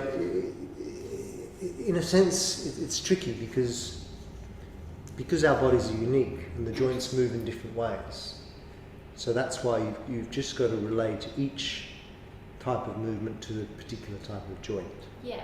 That's literally what we're looking at in this lecture. So even though you think that the ankle must extend and flex according to the verbal cues, are just flexions, but there's dorsiflexion, and plantarflexion, and it's easy to remember those actually. You know what a dorsal fin is? The dorsal fin is the fin at the back of a shark or like a fish Okay. on his back, the dorsal fin. Yeah. So it's named after that. So if you think of your foot as a fin, it would look like that, wouldn't it? Rather than that. True. So Yeah. dorsiflexion and plantarflexion, planting the foot into the floor. Down. Yeah. So they're quite easy to remember in the sense once you get that. Plantarflexion, dorsiflexion. So plantar, flex your foot into the floor. Dorsiflex the foot. But which one is like, do they still have, is there still the idea of like flexing and extending? Well, yeah, that's where I said I'm putting in Oh, too yeah. hard basket too, Yeah. because there should be, but they've called it dorsiflexion and plantarflexion. Yeah, it's confusing. So it's both flexions. So that's what I'm saying, just Yeah. think about each joint and what's going on in each joint and what names, if they've given it specific names for that particular joint, we just go with that. Someone decided that at one point and we're just going to go with it. Unless we want to rewrite the anatomy book, Not which yet. I welcome you to do, Not yet. but I'm not going to do it. Huh? I'm not going to do it. Rewrite it. So anyway, what we were exploring before was that, like in that Purusvottanasana, we want to extend the spine, extend the shoulders, and keep in extension as we bow forwards. Because often there's a tendency to go into flexion when you forward fold. And but instead, keeping that extension helps to create that length in the spine. And it's fine to flex the spine at times, like we do in cat-cow. Yeah? And so even a forward fold, it can depend on the way in which you do it, whether it's a flexion or extension. But Naturally, the body wants to flex Yeah. when you fold forwards. Yeah? Naturally, you fold forwards, the spine just wants to flex. But you can counteract that flexion and be in extension as you fold forwards. Yeah. So you're still folding forwards, but actually you brought the spine into extension as you fold forward. And that's one of the big differences between Yin Yoga and Hatha Yoga in the forward folds. So in our Hatha Yoga, we fold forwards trying to keep an extension. Yes. Trying because it goes against the natural tendency of moving on the sagittal plane to just want to flex the spine. In Yin, we allow that to happen. We just say, let's flex the spine, because that's what the body does naturally.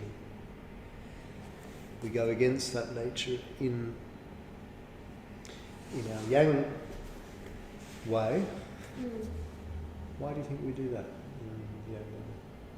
Why? As in why the difference in Yin and Well, no, why do we extend the spine in a forward fold in Yang?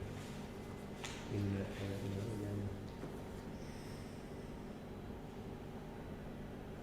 why do we extend the spine when we forward fold? To give more of a stretch in the other parts of the body. Yes, to some degree, partly. thought it was. Try. So what's happening? Let's try the difference. Yeah. So let's fold forwards in flexion first. So in flexion, we round out the spine. And what do we feel? Squashed. The squash feel. So you're feeling squashed in your front part, aren't you? Mm-hmm. You're feeling a stretch in the back, though. Yeah? Mm-hmm. Yeah. Okay, coming back up. And now let's try to fold forwards in extension. So shoulders back, lengthen the spine, and fold forwards.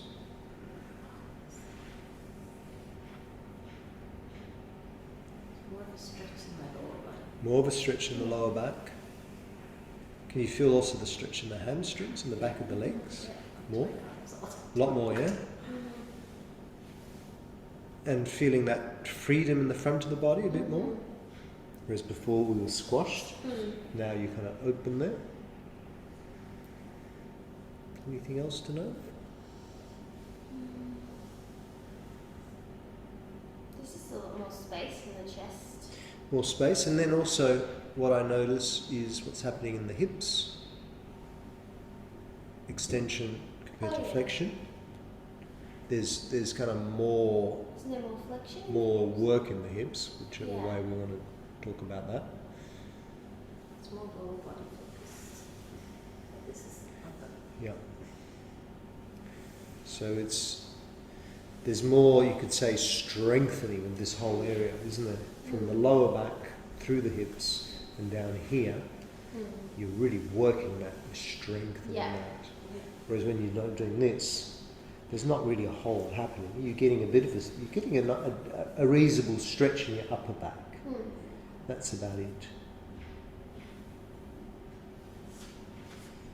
So maybe then that's a good reason to do that if you need a stretch in your upper back. If you're feeling tight in the upper back, then go into a yin style forward fold and flexion to open up the upper back a bit. Like, I guess, would that help with opening up that like middle part, that thoracic? Yeah, your thoracic section. But if you wanted any of the other benefits, then that extension, you can add up notch up a few more benefits of wanting to do it that way. There's also,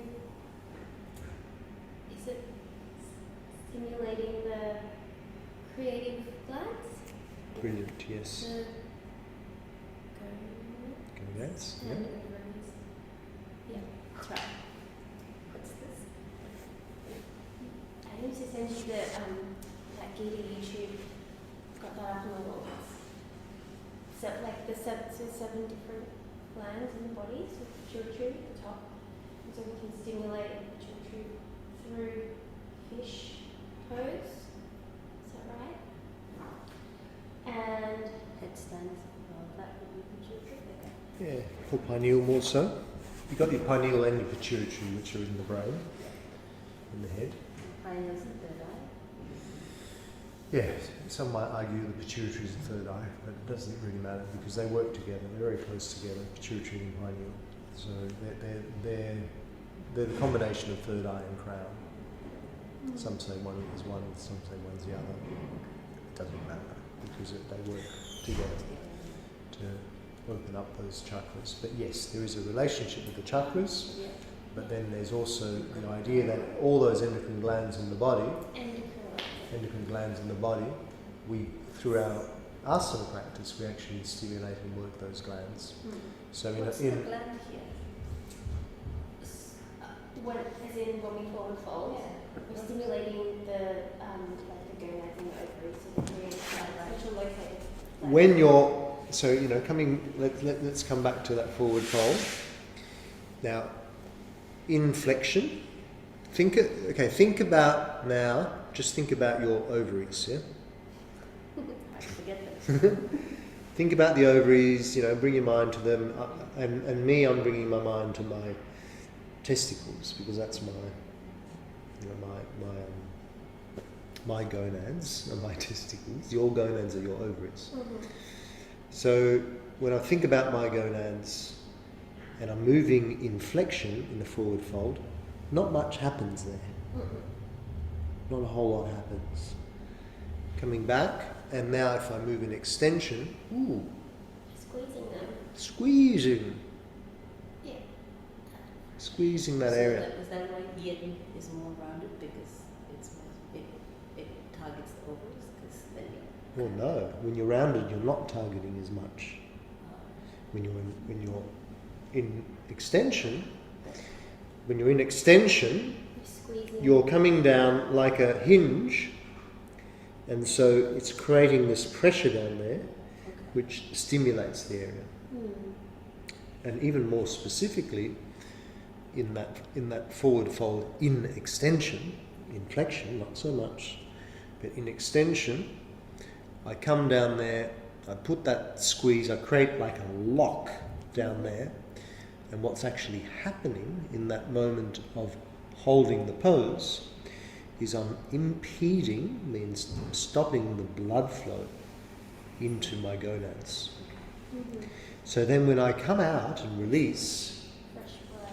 and maybe hang out like that, it's just like fresh oxygenated blood back into my gonads, reinvigorating them, stimulating them. And that only happens most effectively when we're in extension in the spine. Oh, right. In the yeah, spine. In the spine. When we've done that forward bend. Yeah. If we were in flexion, hardly at all. Does the same principle apply for when we're in forward fold standing? Yeah. Yeah. But Yeah, the pressure is not a so... little bit less. A bit less. Yeah, is what you- because I guess maybe because of... because when you're sitting on the ground, you've got the support of the ground beneath you, also Yes. kind of helping to, you know, draw that energy into that A area. bit more pressure. Whereas if you're standing up, then that's not there anymore, so it's kind of like there's that energetic kind of release behind. It's still going to happen a bit, but not as much as when you're sitting. I'm just going to use the toilet on my back. Actually, I'll have a little break too. I'll have it, fill up my water.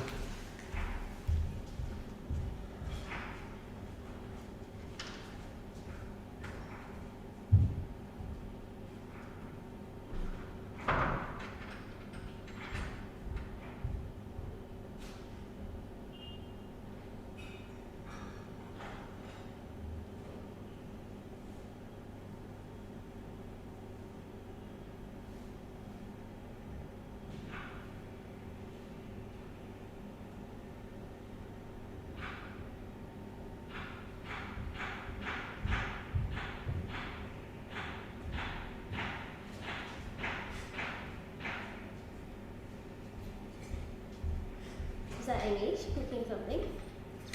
I don't know.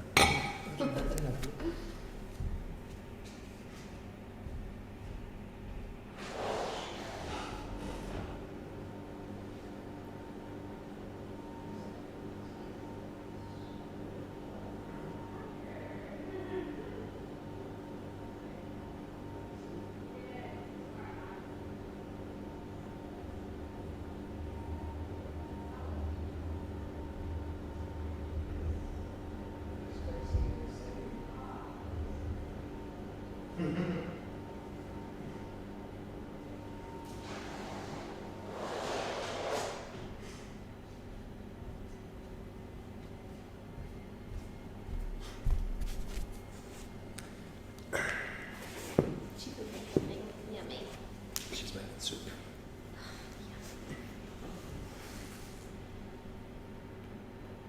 So, let's go back to this. We can look at a couple of classic examples in your legs when you're standing.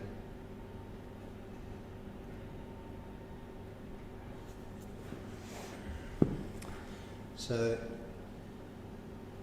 yeah. when you're standing, if we bend both knees, the knees are flexing because the bones are coming closer together. The knees are flexing. Yeah. Yeah. But we generally would say the legs.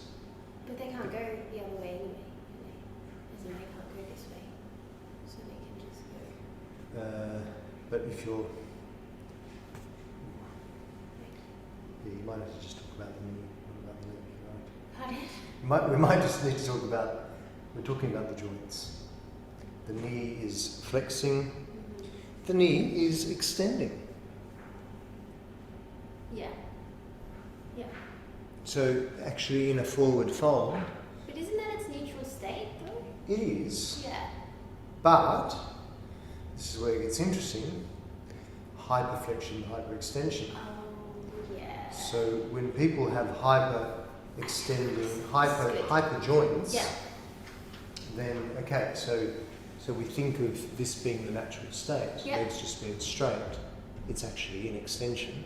Mm-hmm. Yeah, the knees are in extension. I'm talking about the knees now. So bend the knees in flexion. Mm-hmm. Knees in flexion, you know, the femur is closer to that thing there. Knees are flexing, knees are extending. Mm-hmm. Mel said, isn't that just the natural state? It is, but it's also at its most point, it's also in extension. And what is interesting to know then is that when we have hyperflexive or hyperextensive joints, Mm-hmm. so someone who's got hyperextension in their knees, rather than that being straight, Oh, it's you know, it's going to be like that a little bit. You know, we don't normally bend the knees the other way, but some people with hyperextensive joints will So have that. their legs, are they the people whose legs kind of like, Like yeah, a bit bow-legged? So you don't see that. You do see it in the knees. Yeah. Isn't that? I mean, yeah, a little bit. See, a little bit. Because I'm stretching it. A little bit. Now, women generally are more prone to have Hyper. extensive Why? joints, Oh. just the way it is. So you see that a lot in the elbows. Mm. The elbows hyperextending. Oh, yeah. Oh, I see what you mean now by hyperextending. Yeah. Yeah. Because you see a lot of like female yoga teachers as well. Yeah. Those with like hyperextended. That's Yes, not bad. that's- That's pretty good. Yeah. That's normal, but then Oh yeah, a little bit. Yeah. So actually, show me your downward dog, and try to hyperextend your elbows. Yeah. Try to get. Yeah, a little bit. There's a little bit of hyperextension, but it's not that bad.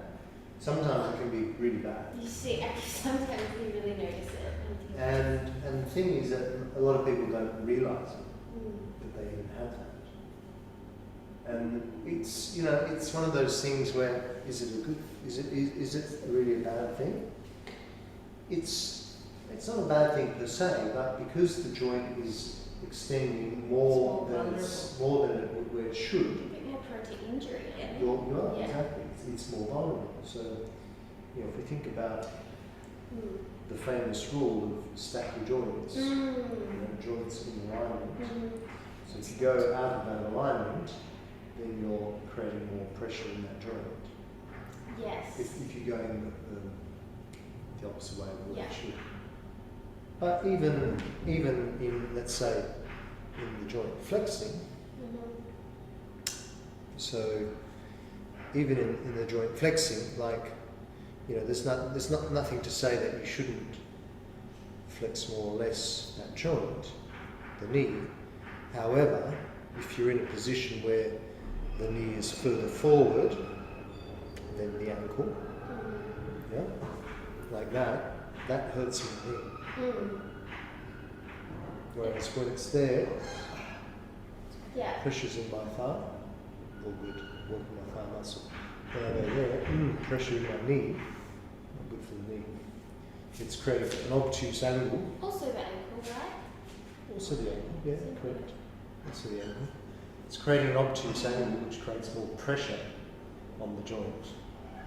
Whereas if the angles are nice right angles or straight angles, then the pressure is more even throughout the joints.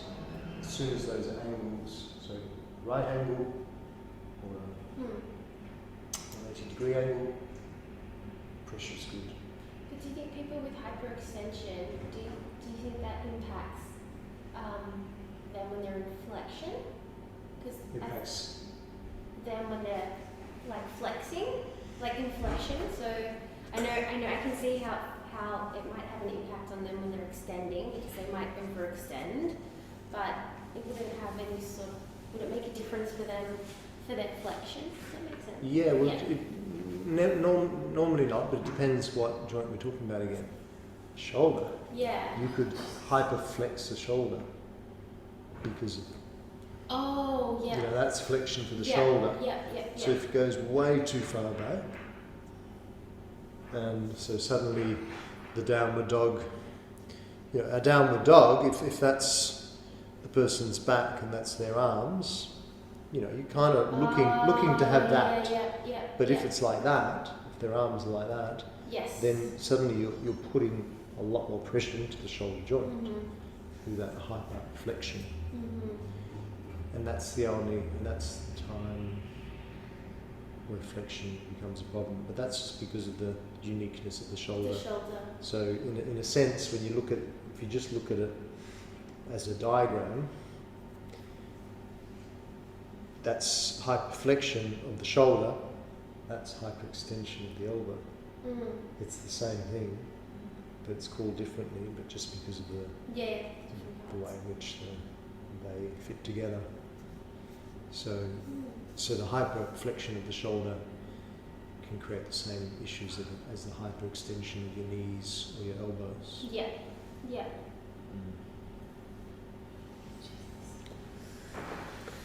So if we bend both knees, they are flexing, since the femurs, the thigh bones and lower leg bones are moving parallel to the sagittal plane and are coming closer together.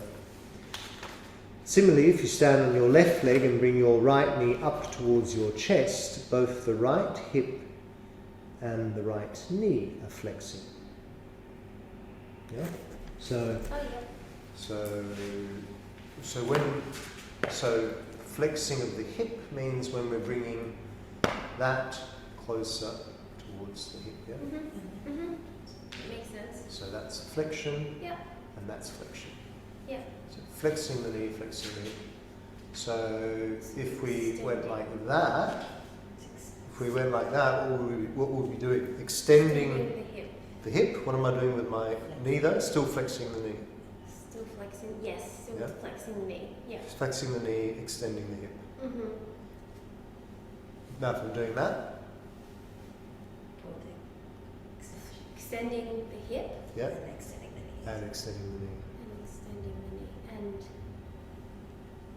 flexing the foot. Dorsi or plantar flexing the foot? Dorsal. Dorsi flexing the foot. Dorsal flexing. When it's in the air, when your foot is hovering, planting. Oh yeah, planting. Plantar It's flex. pointed. Planting is when your foot's kind of pointed up. Yeah. Yeah. Plantar. Yeah, because I was like, the story we have doesn't work. Yeah. But yeah, and it's pointed, I guess. So now if I'm doing this, what am I doing with my hip? Yeah, flexing. Flexing the hip Flexing. and flexing the knee. And when I come into Harangussasana, what am I doing? I'm You're flexing. Flexing the hip, And extending the knee, extending the knee. and dorsal flexing. And dorsiflexing the ankle. Dorsal. Is it Dorsiflexing. dorsiflexing? Saying dorsal. Yeah. Good work. It's all flexing, yeah.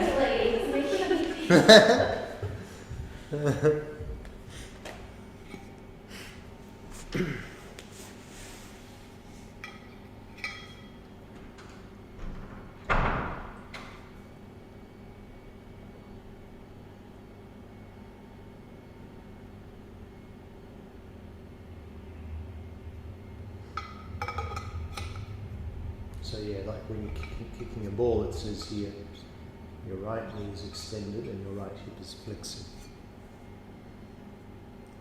Same sort of action like Ekapada Ustasana.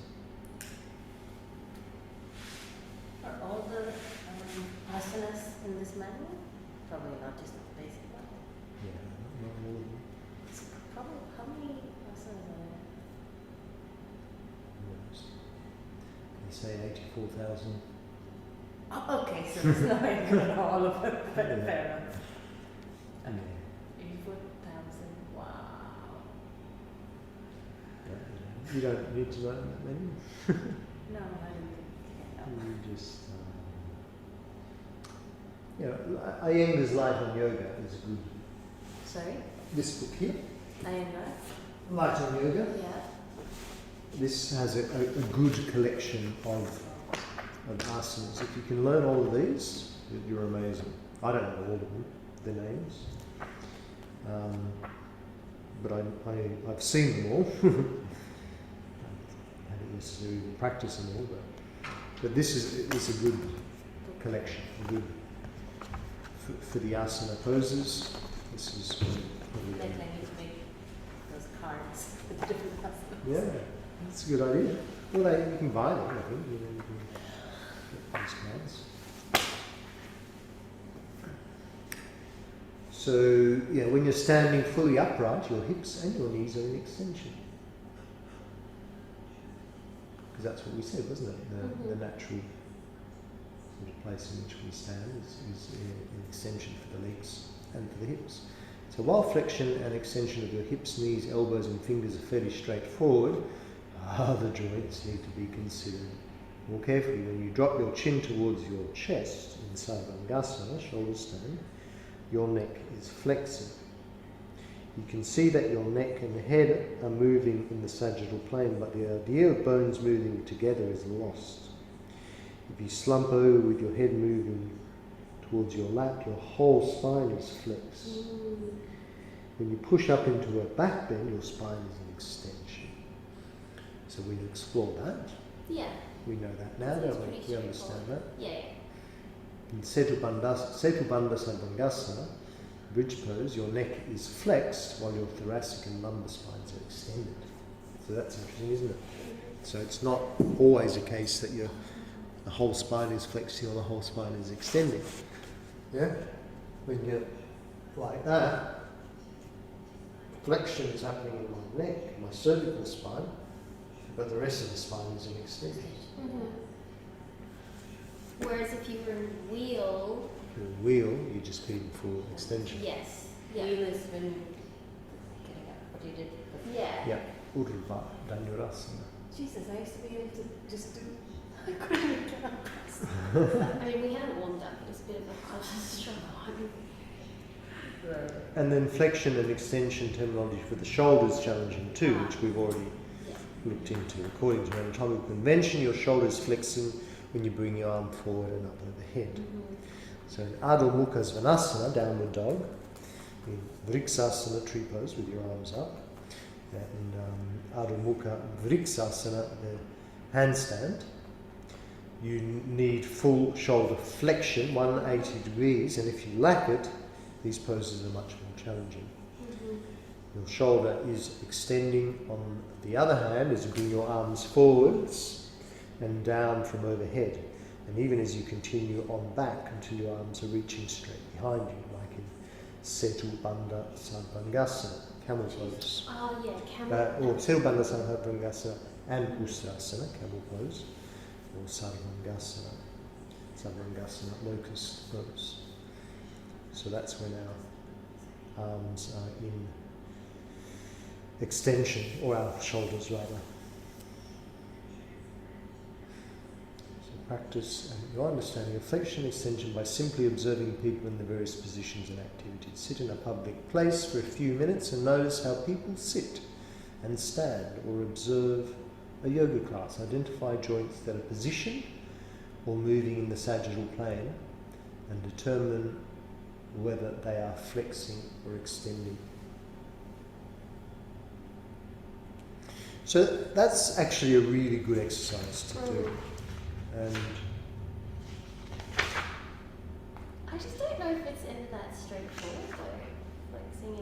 understanding Well, people doing things like, what am I doing now?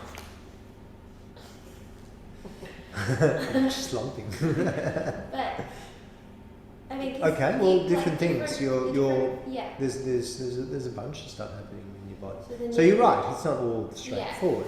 Yeah. But there's a bit of coronal plane stuff going on. You know, there's that stretch that's happening through your side. Yep. Yeah.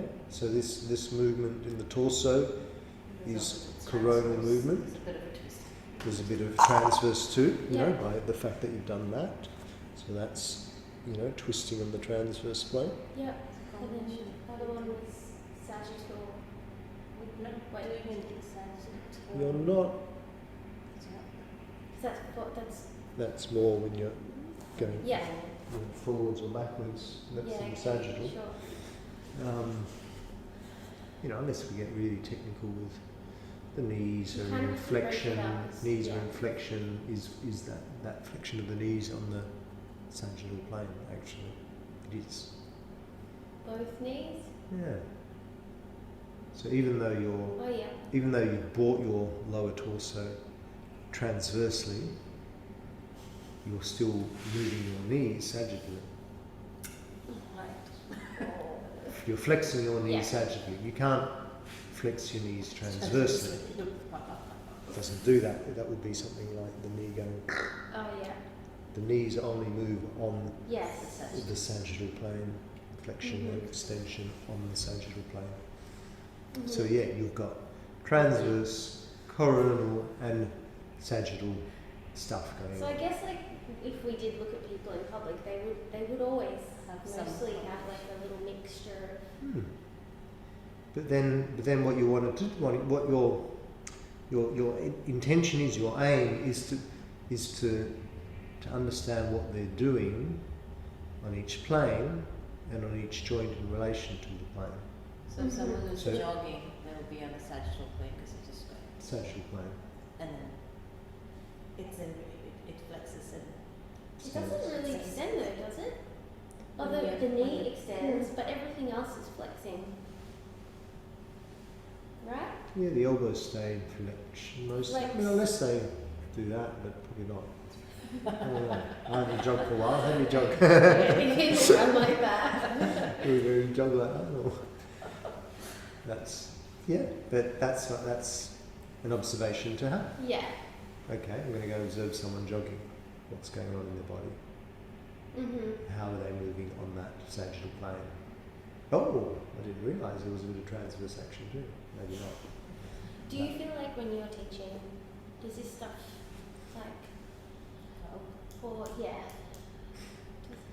feels like a vague question, does this stuff help? But that's kind of what I'm asking. Like, how do you feel like it? how do you put it in? Like, how does it come into play when you teach? Yeah, how does it come into play? Or is it Well, just yeah, something a couple of things. One is to have the language Mhm. to be able to teach and educate. So what I've found personally that I didn't know this through my own teacher training when I did teacher training. Like we probably studied it, but it was so long ago and I forgot Yeah. it, and so I forgot all the terminology. Yeah. Yeah. So when I started teaching, I didn't use any of that language. But now, since I've been coming back to Teaching.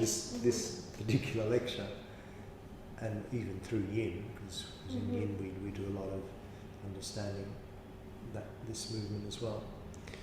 That I've got that language a bit more now. Yeah. So I use it in my teaching a bit more. Flexing and extending, I can understand how Mm. you would use that and how you can teach that. But coronal, sagittal, and transverse, those are the three those are the sort of ideas. Well, adducting and abducting, but as you can see, it's not 100% in there. I have to think about it. Yeah. So you don't necessarily I use it. guess you wouldn't like. But then it's also just understanding, I guess. Types of movement. Hmm. Yeah, understanding that we have these different planes of Yeah. movement Yeah. and how it's important Mhm. to have a good balance of moving on all those planes. And that's essentially, like if your whole class was just about flexing, Yeah. you're going to come out of the class going, oh, you know, not feeling that you'd actually worked your whole body, you know, Yeah. balance yourself out. And you want to teach with like all these different. So to balance That's the body out, to create that vitality, you want a range of movements within all those planes. Yeah. Yeah. I guess, yeah, that makes sense because you don't want to teach a class in the full sagittal plane. Mm. And that's one of the beautiful things about yoga, I think, probably more than anything. So a lot of people do certain sports or exercises, but a lot of them are very dominant in one plane. Yeah. Or, you know, tennis, just it's a lot of transverse, but just the one way, you know. Imagine how tennis players' arms must be completely quite different. Yeah, true. You know? Yeah. You're using one arm, It's not a lot of shoulder, you know, spine. There must be Yeah. so much imbalance. Unless they actually balance it out by practicing the other hand, but I don't reckon many of them do. Well, it's every day. Even something like surfing. Surfing, great exercise, but still you're Full corona. one way. Right? Yeah. Well, it's coronal, but it's also sagittal. Yeah. But one way, you know, you always kind of. So, you know, again, you're not balancing the type of exercise that you do in the other way. And so there's not many. I mean, jogging, yeah, okay, something like jogging does, but then you're actually only doing sagittal movement. There's none of that adducting or ducting the hips. True. I'm missing No dancing. coronal. Bending Dancing. and covering it. True. Yeah. Dancing. But unless I guess it would be different types of, like ballet dances wouldn't be. There's not a lot of such. Yeah, there's probably not a lot of. Flexion. Flexion. Yeah, flexion. But what plane? Is there one plane that moves up and down? Sagittal? Which one's sagittal? Up and down. Coronal is like this, and transverse is like this, and sagittal is like this. Right. Oh, okay, yeah. No. Is that right? Sagittal is like this. Yeah, Coronal is like that's this. right. And transverse like that. Yeah, there wouldn't be much sagittal movement in ballet dancing. Or any dancing really. Well, there's a lot of extending Yeah. the spine. The classical and the Bharatanatyam, which they say is like the fastest form of yoga, covers all three. What's that? The Bharatanatyam, like the fastest form of yoga, the Ba- dance. Bharatanatyam. Bharatanatyam. Bharatanatyam. Bharatanatyam. What is that? What is that? That's even like temple dance. Okay. Put on a lot of. Got Yeah. it. What is it? This the national dance of India, Bharatanatyam. That is, they say is the fastest form of yoga, Oh, and it covers wow. all three. Yeah, this front, this back, this side. Mm. This, It makes sense when you see that they're doing so much. All of it, yeah. Oh, that's sort of dancing. Is that? Yeah. They've got heavy makeup, big eyes, and jewelry. Yeah. Well, maybe watch some videos. Because yeah, I think it's got all the stuff. But I think in general dance in general, yeah, isn't a bad good one.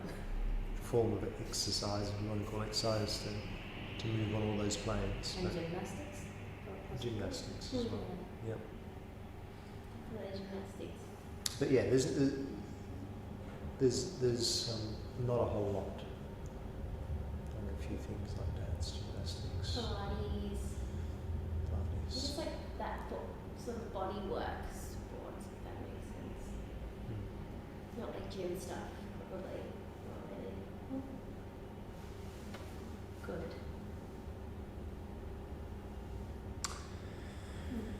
Okay, so in the old Tantra and yoga schools they used many bones.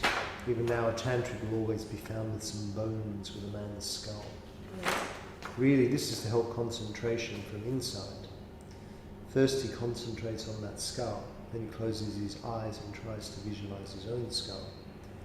He goes on trying to see the outer skull inside, and by he begins to feel his own skull. His consciousness begins to be focused. That outer skull, the concentration on it, and the visualization, it just helps.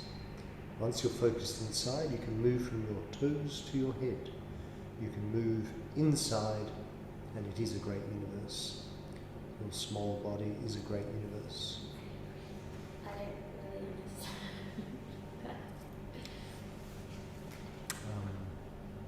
Do they actually have bones? Sorry? Do they actually have bones, or are they just talking about? Oh, well, some of the Agori Babas, that's their big thing. They have a man's skull as their cup to drink with. But the point of it is to Bring the awareness into your own skull. So if you visualize, you can see another skull, and you can bring your mind into your own skull. And so to draw your awareness inwards, to know thyself. I mean, this is just a little bit of a poetic ending to say, man, know thyself. Go inwards. Understand your anatomy, how it works. Understand the structure of your bones. The last line is so good. Your small body is a great universe. It truly is. You can now move inside and it is a great universe. It's beautiful. I love that. Small body is a great universe. No, all right, let's how are we going for time? This is the benefits to the organs for each of the following. Wow. Benefits to the organs for each of the organs. Axial? Axial extension. Axial extension, what is that? I don't know what axial is. Never heard that. So the axial refers to that as our axis. So really it's referring to the spine, our central axis. Okay. So axial extension is what we've been talking about, what we do when we do our back bends predominantly, but also we can forward bend in axial extension.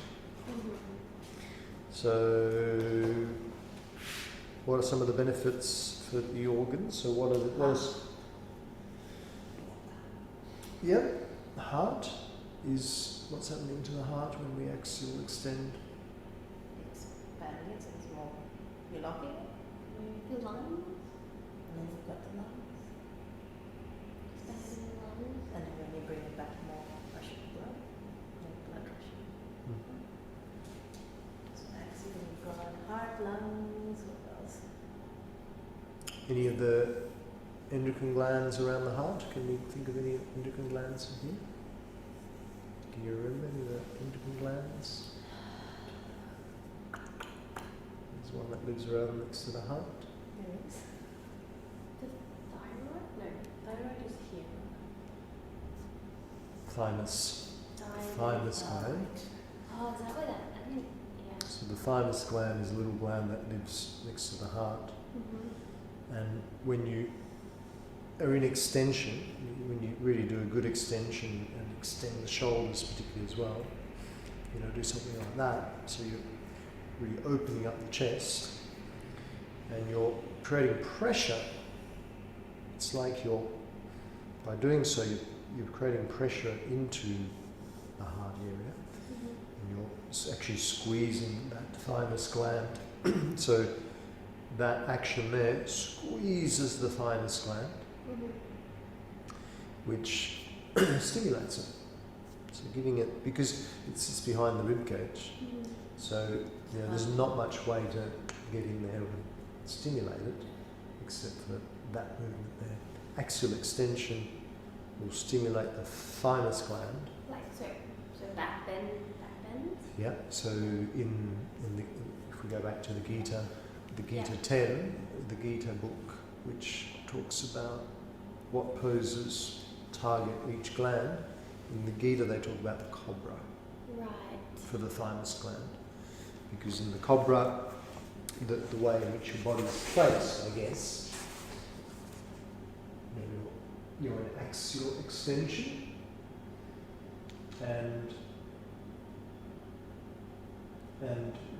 because the axis is upright rather than say like that, and there's still that happening there, not nearly as much. Is that the axial extension? That is still axial extension, but Oh, yeah, sorry. but to work on just specifically on the thymus gland, when your axial extension That's is also called the upward dog?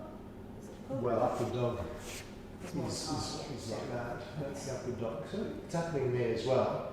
But actually, look at my chest here, It's not that. and then look at it there. It's More there. extended. Yeah. There's more extension. This is a bit more pressure. It's a strong pose Yes. to build strength, but to build that extension in the spine, it's a stronger one. The cobra is stronger, but it particularly targets the thymus gland. So anyway, that's the thymus gland in axial extension. Forward bending. So forward bending, the back can be either extension or flexion, can't it? Forward bending. Yeah, depending on Yes. the way in which we approach. If you've got legs, We can what organ? Ovaries? so yeah, the gonads. What is it? Gonads. Gonads? So it's the Gonads is the reproductive. reproductive organs. Yeah. How do you spell it? Gonads. Is that an organ though? That's a gland. So- Both. It can be both. Yeah, I guess. Ovaries. Okay. Well, I think sometimes they can be both a gland and an organ. Yeah. I mean, organs a bit more encompassing as a word. Yeah. You know, you can even say your arm's an organ. True. Well, our skin. Organs of the body. Skin's an organ, yeah, right. Biggest organ. Organs a bit more encompassing. Glands are more specific.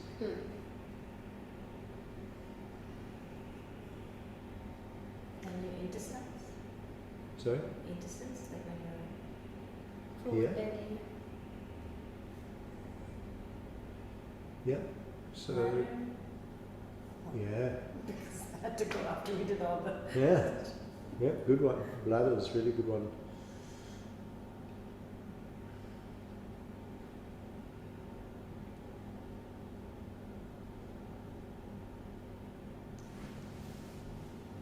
Kidneys?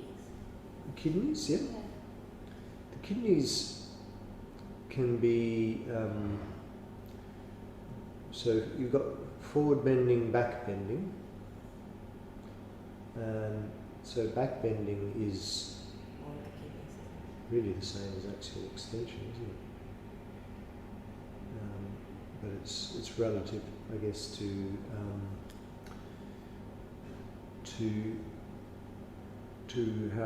how your body's placed, whether it's supine or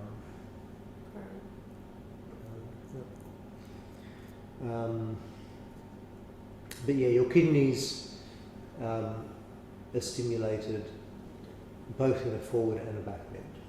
They're on the. Kidneys, Oh, sorry. kidneys are they're more in your back. They're back. Yeah. And they're actually, interestingly, kidneys can. There's a variety of area in which the kidneys can be. They can be sort of anywhere from sort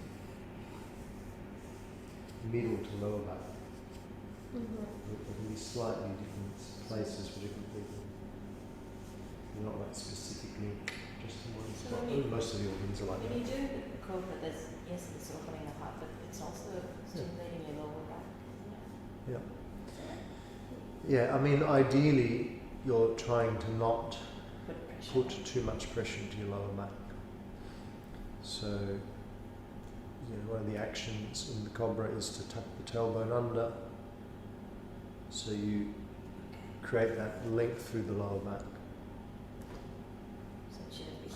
Whoops. So, So whoops. But I think like our tendency is always to Pressure. it's like some like crunch into the lower back. yeah, that's the tendency. But Like the curved spine.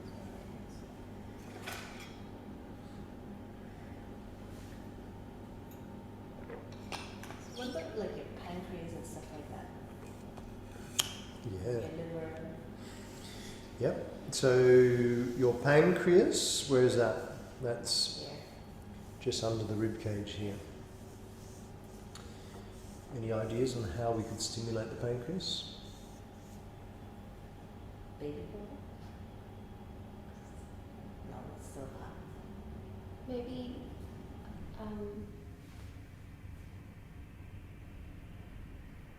a back bend when you're facing down. Because you're putting pressure on it, like a bow. No. The upward dog? Or There's a bit of pressure there. wait, what did you say it was? It was like under the rib Under the rib cage. Yeah.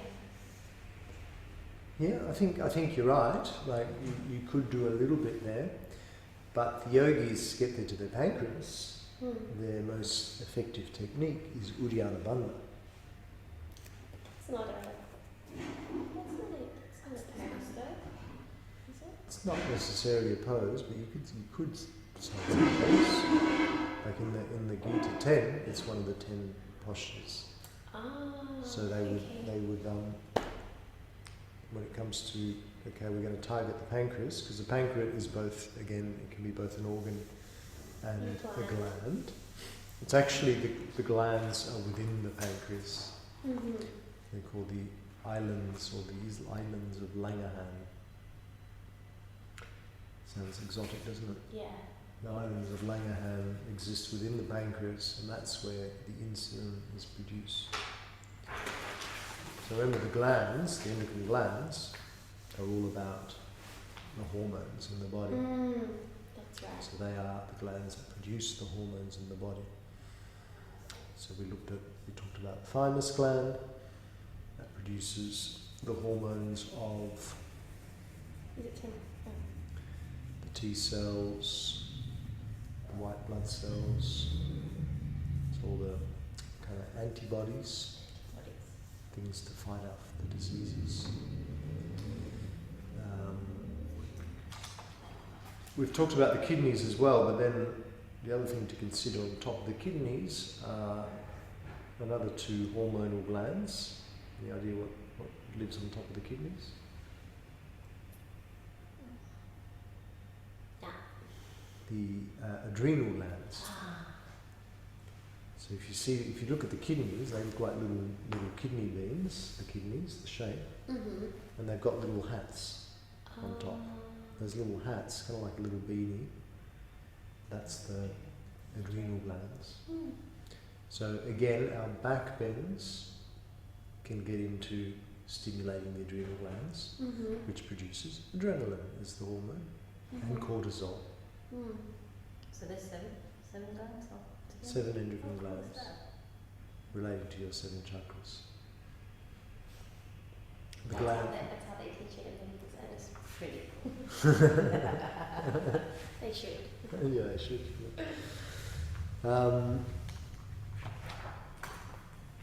So in actual fact, the kidneys are more stimulated in a back bend than a forward bend.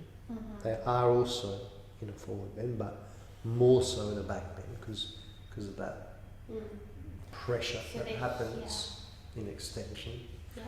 That pressure, that compression into the kidney area happens.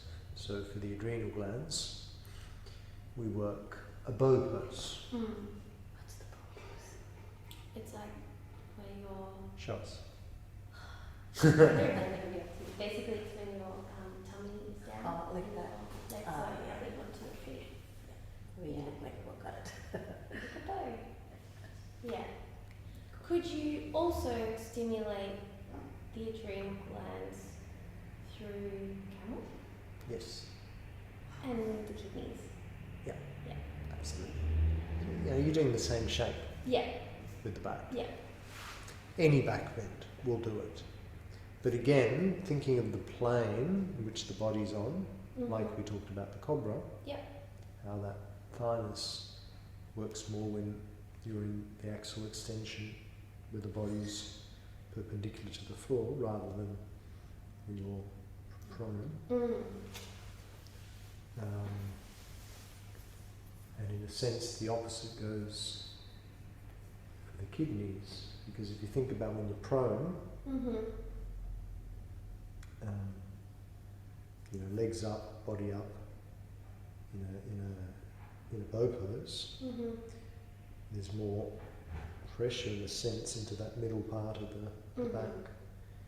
Whereas when you're up like that, it's kind of, you know, that is actually more effective than that. It's both, but that's stronger than that. Think of gravity. Gravity is pushing down. Gravity is constantly pushing down. Yeah. So if you're in that position, the gravity is going to push you further into the middle of your back. Then if you're like that, the gravity is coming through the centre, so it's a bit more balanced. Because you're in extension, you're pressing somewhat against gravity, and so that pressure is quite strong there.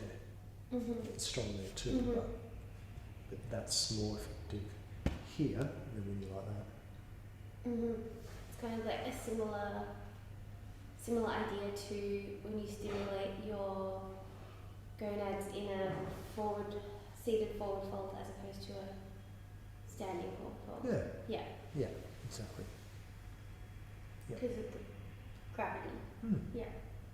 Yeah, the way in which gravity works. So back to pancreas, Uddiyana Bandha. All the air out of my body, then emptying out the lungs, suck the belly in and up. That stimulates my So pancreas. vacuum, what do you call it? Vacuum. It's like an energy lock. Vacuuming practice. Vacuuming And that's your pancreas. creates pressure into I the like that. pancreas, Vacuuming. gives it that stimulation. What Now- did you call it? Uddiyana Bandha. Uddiyana. So I had a cue for an Uddiyana Bandha today. And Yeah.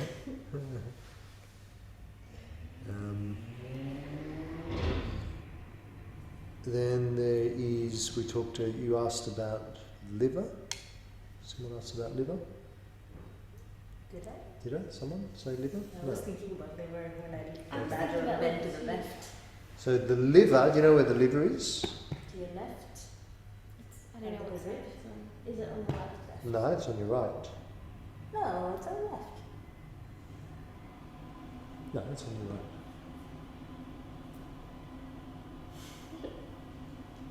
Liver's here. And this is I hope I'm right. And this is my No, pancreas. This is my spleen. Spleen is on the left.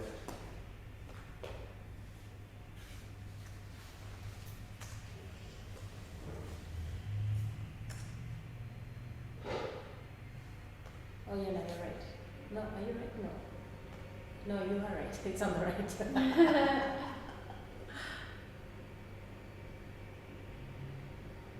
Yep, see, liver. It's on Liver is on the right. And spleen is on the left. Yeah? So, yeah, exactly. When we're doing lateral bends, moving on the Side. what plane? The coronal plane. Coronal plane. We're stimulating. When we go to our left, we're stimulating the spleen. When we go to the right, we're stimulating the liver. And actually, you're still stimulating and going the other way too. One way you're stretching it, and one Yeah. way you're squeezing it. Is your- yeah, yeah. Mm. What are the different effects between stretching them and it's like going in a bit, stretching them and compressing them? I mean, the whole, the idea of compressing and But the whole idea is to do both, yeah, so yeah, that you're wringing out your organs. yeah. Mm-hmm. You're helping to stimulate them in every possible way you can. Mm-hmm. So you're getting them. And so what else is in there? Gosh, there's the intestines as well, isn't it? It'd be pretty weird if you went to a yoga class and they were like, now we're going to stimulate the intestines. The spleen. Spleen. And they do. I do hear teachers saying, talking about some of the organs, but Often you, like in yin, you do it in relation to the meridians more so. yeah. But there's also sometimes it's good to consider Mm. what No, you're I like physically actually I working. think it's really interesting. Mm. I'm actually I would love to do a class with the 7 glands instead of 7 chakras. That'd be Yeah. interesting. Well, this is what Gita does. Sorry? The Gita system is exactly Focuses this. on it. Oh. Mm. Also, the systems of the body lecture goes over the Like the sequences that go through all the what you were saying, the Gita. Cool. That's awesome. Pretty cool.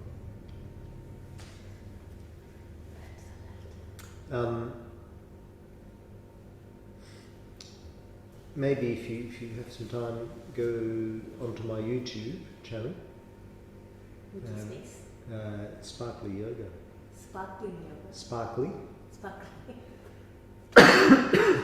and look for a Gita class there. I've got a couple of Gita classes. I've never done any of your Gita. I didn't realise you had some Gita classes. Yeah. Oh, and so you sort of reference a lot of this sort of. Mm. I'm going to do that. That's Yeah, very interesting. do that if you can. Cool. Just to see how to relate or what we're talking about. Yeah. It actually took me a little while to sort of get my head around the Gita YouTube thing and just like the Gita idea of. Yeah, it took me a little while. Have you got the book, the Gita book? I don't have the Gita book, but just I should get it though because I'm pretty interested. I think becoming a little bit more interested in just like I like the way they relate things to the glands and hormones. Yeah, it's really Interesting. it's a really good book. It's very easy to follow, Like understand, accessible, digest. yeah. Very, very well That's one of the books. The Gita by I think it's on Eknath Ishwar. written. No, not the Bhagavad Gita. I think it's It's, in Did you put in that book list? yeah, it's the blue one in this list, yeah. No, it's the Oh sorry, that's the Bhagavad Gita. it's the green one in the middle. The green one. Yoga for You. Sorry, yeah. That one. Okay. It's called Yoga for You. Yeah, I should get that. It's pretty interesting. You can order it online, $25, I think. Or you can try the books. Oh yeah. they Yeah, have books all, though. I got a few of these books like this list from my shop. Is it past? Well, You know that on Sydney Road there's like a stand with heaps of books on a table? Just before you get to Barclays. Just after Barclays Square. And if you walk up the stairs there's like a bookshop there. I don't know what I it's don't called. really know this area also. I'll show you I know how when to we get to walk. I'll show you when we books. walk out. Yeah, I'll show you when we walk out of the studio. I'll point to that. Yeah.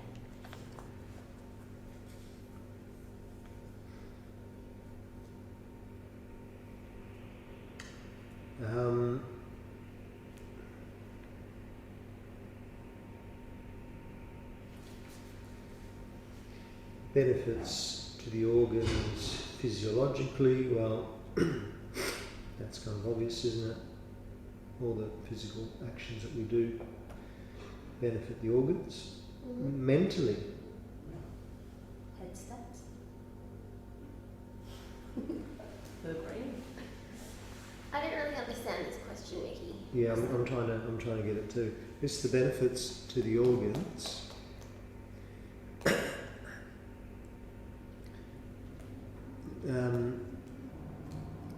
So I guess how I'm trying to understand this, when there's those words there, physiological and mental. What are the physiological benefits when we work the organs, I guess? So, we've sort of been discussing that, you keep the organs physiologically, we stimulate the organs through the asana practice, through moving on the various planes of the body. We stimulate our organs, which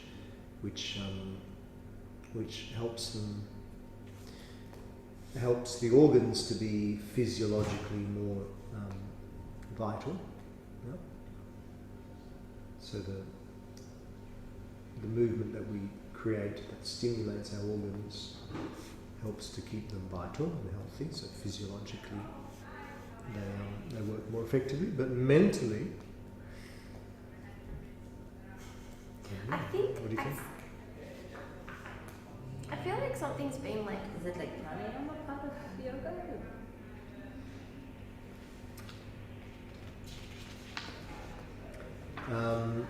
Or headstands for the brain?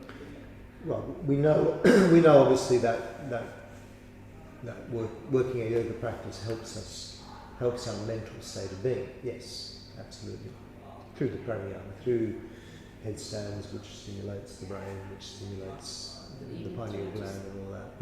But even just by stimulating, I guess, having our glands in tip-top shape. And I suppose when we talk about the glands more so than the organs, because when the glands produce all the hormones that keep us more in alignment and balance, then that creates a more balanced state of mind as well. Because if we're not stimulating our adrenal glands, if our adrenal glands, just picking one as an example, if our adrenal glands are not getting stimulated, they're not getting massaged, so to speak, so that they can be more balanced. So when the adrenal glands are out of balance, it's either too much adrenaline produced, usually, or even not enough adrenaline produced, which creates, so too much adrenaline creates that stress and anxiety. It keeps us on that high alert. Whereas not enough. Hello. Showing the space. So there's that beautiful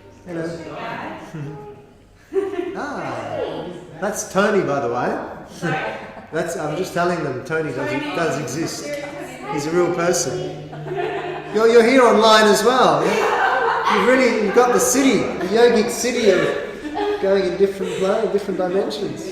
Don't worry, he's doing the yoga in a different way. I know. Yeah, he's creating our future, assisting him. Oh my god, he's so funny.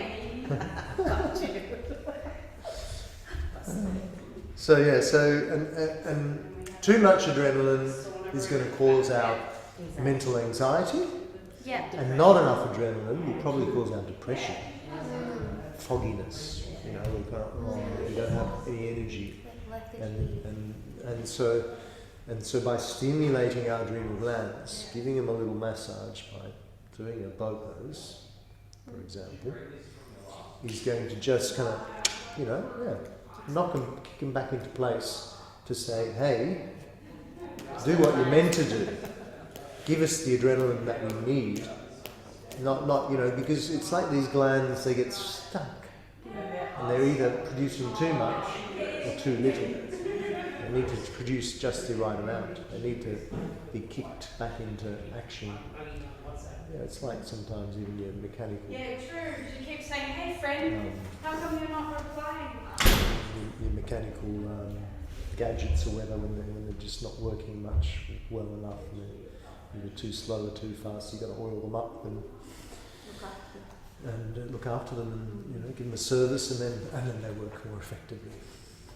So we're servicing our glands through our asana practice, so that they produce the right amount of hormones that will keep us stable physiologically and mentally. Does that make sense? Yeah. So are we supposed to list the organs for all of this? You could. Because I think that maybe That is potential. like there's no ankle dorsiflexion, Well, there's no no, organ there. I think there's supposed to be a picture here because all of these have. I think what's pictures, yeah. happening is. No, then I think the idea is to look at all these words Yeah. Oh, and then figure out. and either place a picture next to it or do it yourself. Don't these all these words, aren't they referencing the pictures underneath them? Because this is a lateral bend to the right. It's a Trikonasana. It's got axial extension. Oh wait, axial rotation of the spine. Actually, yeah, I think you're right. I think that's what it's. Yeah. And then this picture. Thank you. Yes, thank you. Because it says the name up the top, doesn't it? The name of the pose, Yeah. and then all of what's happening. Yeah. Okay. Oh, But this. thank you. I've just worked that out. It's been That's 4 years of looking at that lecture, going, I wonder what that's all about. Because I think. Thank Oh, you, do you have the? Oh yeah, because my picture's on the next page, but I figure that's the post. That's the list. It's from there. Yeah. Okay. My the Upavasas. yeah. Okay. Oh God, I know. Upavasasana Malasana. Malasana. Yeah, that must be that. Upavasasana Malasana. Okay, yeah, good. Let's look at that. So let's not necessarily look at all of them. Let's just look at one of those. Oh, there's heaps. There's a few different ones. Oh, and then there's a whole lot more to this lecture. I've completely forgot. I thought we were just about finished. Okay, let's skip that then. Go over to Oh yeah, plantar look. and dorsi. Abduction. This is great.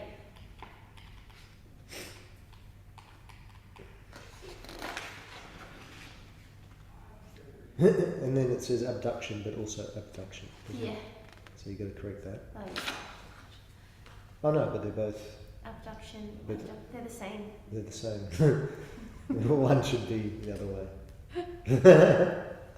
They both are abduction. Yes, correct. It's like a trick picture. Spot the difference. Yeah. Like those things on the cereal packets I used to get from the So kids. this is abduction and this is adduction. That's what they're trying to Yes. say. Yeah.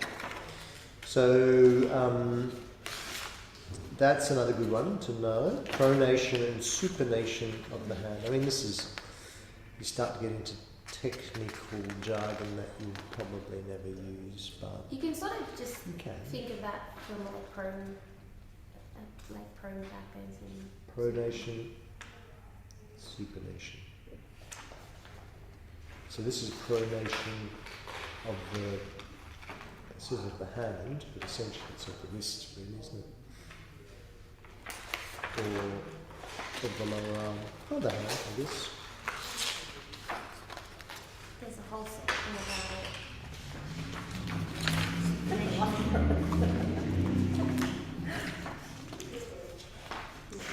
All right, let's have a quick read through this last bit. Abduction and adduction motions occur within the coronal plane, because we'll know a lot of this because we've looked at it, and involve medial lateral motions of the limbs, fingers, toes, or thumbs. So yeah, that's another interesting thing. You can adduct and abduct the fingers. Yeah. Oh yeah. So I'm abducting my fingers, adducting. Yeah. Abduction moves the limbs laterally away from the midline of the body, Mhm. while adduction is the opposing movement that brings the limb towards the body or across the midline. For example, abduction is raising the arm at the shoulder joint, moving it laterally away from the body, while adduction brings the arm down to the side of the body. Mm. Yes, we looked at that. Similarly, abduction and adduction at the wrist moves the hand away from or towards the midline of the body. Spreading the fingers or toes apart is also abduction, while bringing the fingers or toes together is adduction. We know this. For the thumb, abduction is the anterior movement that brings the thumb to 90 degrees perpendicular positions, pointing straight out from the palm. Adduction moves the thumb back to the anatomical position next to the index finger. Abduction and adduction movements are seen at condyloid, saddle, and ball and socket joints. Circumduction is the movement, circumduction is a new word for us. It's the movement of a body region in a circular manner, in which one end of the body region being moved stays relatively stationary, while the other end describes the circle. It involves the sequential combination of flexion, abduction, extension, and abduction at a joint. This type of motion is found at biaxial condyloid and saddle joints, Oh my gosh. and at a multi-axial ball and socket joint. Circumduction. And hip So rotation. is that when we Circumduction. circles with in the hip Hip mandibles? mandibles. Yeah. Circumduction of the hip. Yeah. So if you want to be technical about it, we're going into a... No, we're not doing a hip mandala, we're doing a circumduction of the hips. Try during work class. And everyone will look at you and go, huh? Circumduction Huh? for warm up. Wrists. With the head, the neck. Yep, circumduct the neck. Circumduction. Rotation can occur within the vertebral column at a pivot joint or at a ball and socket joint. Rotation of the neck or body is the twisting movement produced by the summation of the small rotation movements available between adjacent vertebrae. At a pivot joint, one bone rotates in relation to another bone. This is the uniaxial joint, and thus rotation is the only motion allowed at a pivot joint. For example, at the atlantoaxial joint, the first cervical C1 vertebra, atlas, rotates around the dens, the upward projection from the second cervical vertebral axis. Oh my gosh. Oh my Rotation. We rotate the joints in the neck Mhm. from side to side. That's all you need to know, really. Pivotal joints. I mean, that's what the C1 is up here, C2, so this action here is rotation of the neck, rotating your neck. Now you're circumducting your neck. Yeah? Yeah. Circumduct your neck. Rotate your neck. Same thing. No. Wait. Rotation. Like This. and Rotation, circumduction. Yeah, circumduction. It's flexion, adduction, extension, and abduction. Sorry. It's all those things happening at once. So I was thinking this is transverse. Yeah, that's transverse. This is sagittal. No, this is sagittal. Mm-hmm. And this will be coronal. Coronal. Well, actually, I think in a sense this is where we're going into more planes than at once, Mm-hmm. because that action is the coronal action, but that action is the sagittal action, and that action is the transverse action. So if we're doing all of those, Yep. we're actually moving in all those planes. Multi-dimensional planes. We are multi-dimensional beings. We can move in all planes at once. This allows the head to rotate from side to side as when shaking the head no. That's our rotation. The proximal radio-ulnar joint is a pivotal joint formed by the head of the radius and its articulation with the ulna. This joint allows for the radius to rotate along its length during pronation and supination movements of the forearm. Pronation, supination, it's talking about the Articulation. radius and the ulna. Radius and the ulna are the two bones here, yeah? Ulna and the radius are the two bones in here. See, look at here, Yeah. how they're related here, and see how that one crosses over, yeah? There's a rotation happening, yeah? This rotation is happening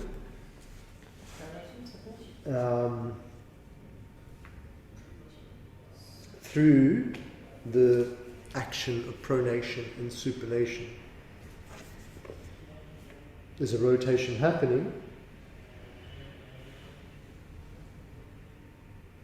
This allows the head to rotate. The proximal radio-ulnar joint is a pivotal joint formed by the head of the radius and its articulation with the ulna. So it's this joint in here, I think, pretty sure, that allows for them to sort of cross over. Anyway, it's not really need to know all that. I mean, But it's interesting, isn't it? Yeah. It is actually interesting to go, oh yeah, actually. So when we do that, because here in that picture, the skeleton, he's supinating his left arm, but he's pronating his right arm. And so you can see the different relationship in those particular bones and joints, which is quite interesting. Actually, rotation can also occur at the ball and socket joints of the shoulder and hip. Here, the humerus and femur rotate around their long axis, which moves the anterior surface of the arm or thigh either towards or away from the midline of the body. So movement that brings the anterior surface of the limb towards the midline of the body is called medial or internal rotation. Conversely, rotation of the limb so that the anterior surface moves away from the midline is lateral extension, external rotation. So we talked about that before. External rotation of the hip, internal rotation. External is lateral, internal is medial. Medial or lateral rotation. So we could use that word, that language, but I think it's easier to use internal or external. Yeah. That just I feel like if medial is probably not as commonly. not as common. No. And and let's bring it back to what we're doing. We're teaching yoga.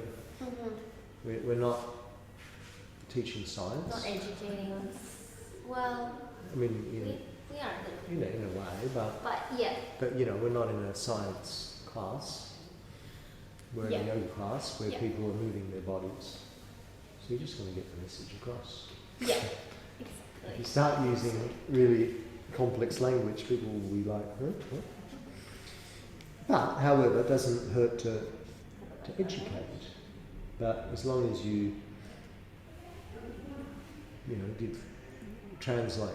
Yes. I feel like you have to be pretty confident in translating without a whole paragraph. So be sure to distinguish medial and lateral rotation, which can only occur at the multi-axial shoulder and hip joints, from circumduction, which can occur at either biaxial or multi-axial joints. Supination and pronation, so we've already looked at that. Movements of the forearm. Yeah, that's what I thought. It says up there movement of the hand, but it's really the forearm.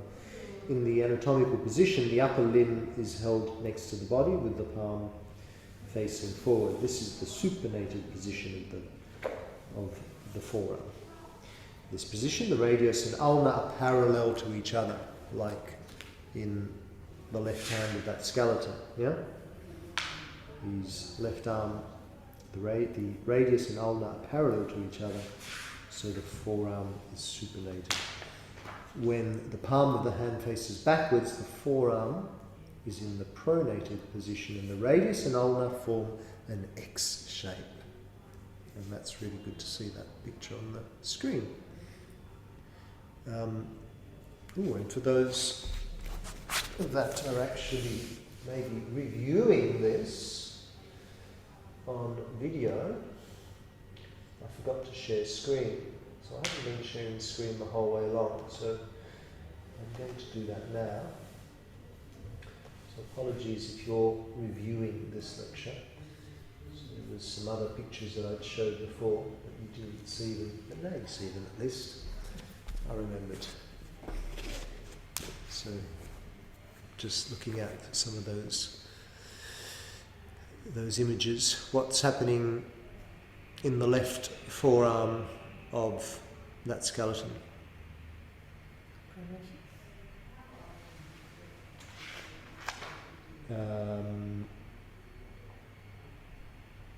No. The left one? Oh, supination. Supination. Not our left, its left. Supination and pronation is the right arm.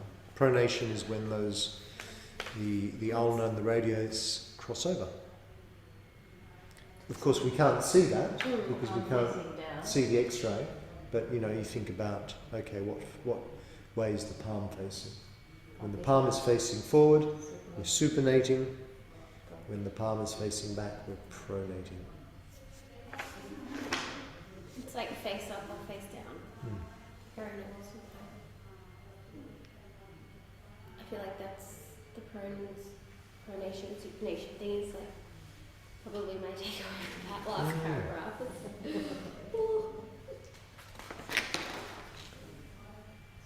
Okay, the proximal radioulnar joint is a pivotal joint that allows for rotation of the head of the radius. Because of the slight curvature of the shaft of the radius, this rotation causes the distal end of the radius to cross over the distal ulna at the distal radioulnar joint. This crossing over brings the radius and ulna into an X-shaped position. Supination is the opposite motion in which the rotation of the radius returns to the bones to the parallel positions and moves the palms to the anterior facing supinated position. Helps to remember that supination is the motion you use when scooping up soup with a spoon. Right. Scooping up with a spoon? Yes. That's pretty cool. Soup. Someone thought of that. Supination. From Carol? Supination. Pronation.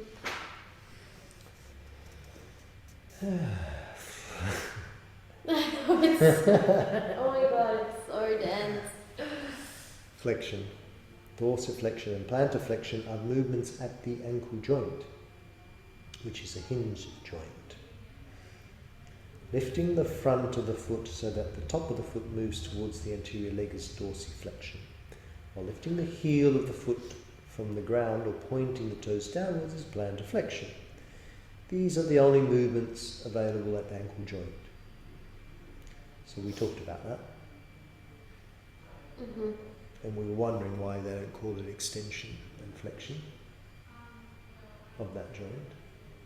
But that's just what it's called, dorsiflexion and plantarflexion. But yeah, plantarflexion is when... Feet are pointed. Pointing. Yeah. Pointing the toes. Dorsiflexion and creating the dorsifin looking Yes, action. Mm-hmm. Inversion and eversion are complex movements that involve the multiple plane joints among the tarsal bones of the posterior foot. Intertarsal joints, and thus are not motions that take place at the ankle joints. Inversion is the turning of the foot to angle the bottom of the foot towards the midline, while eversion turns the bottom of the foot away from the midline. The foot has a greater range of inversion than eversion motion. So, inversion, eversion. Like this, inversion, eversion. Inversion, cramped version, eversion. Is that right? Have I got it right? Inversion. I think there's a diagram. Got depression and Asian. Is that what you're thinking of? So there was eversion, immersion.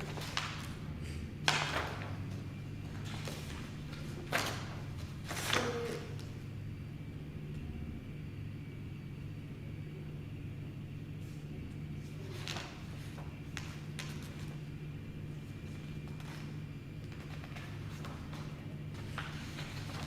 These are important motions that help to stabilise the foot when walking or running on an uneven surface and aid in the quick side-to-side changes in direction used during active sports such as basketball, racquetball or soccer. But yeah, inversion is going in, and eversion is going out. Inversion, I inversion, see. inversion, eversion. So, inversion, eversion, inversion. So then, When would you invert your feet like that? when we did the project with my sister, Oh, true. that's what we did. Yeah, okay. Like 1 foot maybe.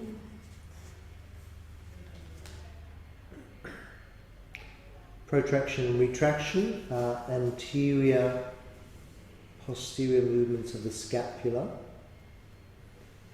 or mandible. Do you know what the mandible is? I should know, but I can't remember. Any idea? A mandible. You know, any idea? A knife. Yeah. Mandible is your Ah. jawbone. So you've got a joint there as well. And what's your scapula? Scapula? This? Scapula is that big bone Oh. behind here, which you can't really see there. It's kind of, yeah, it is shown here. See scapula, that bone at the back there. Shoulder blades. Shoulder blades, right. Yeah. Yeah. Shoulder blades, and your mandible is your jawbone. This is your mandible.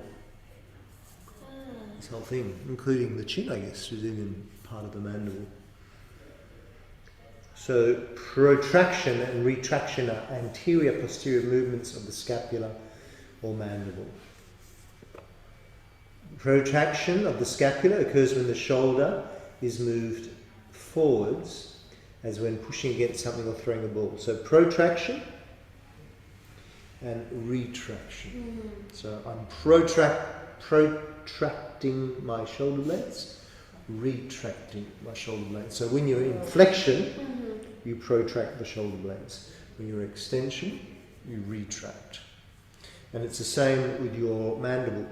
Protraction occurs when your jaw is pushed forward, stick out the chin, and protracting the mandible, and retract, draw it back. That hurts.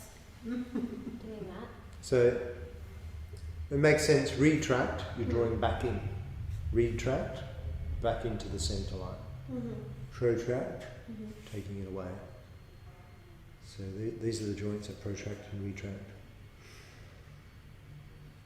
There's depression and elevation, are downwards and upward movements of the scapula or mandible. So scapula going up is elevation, and scapula going back down is depression, I think. Upward movement of the scapula is elevation, downward movement is depression. These movements are used to shrug your shoulders.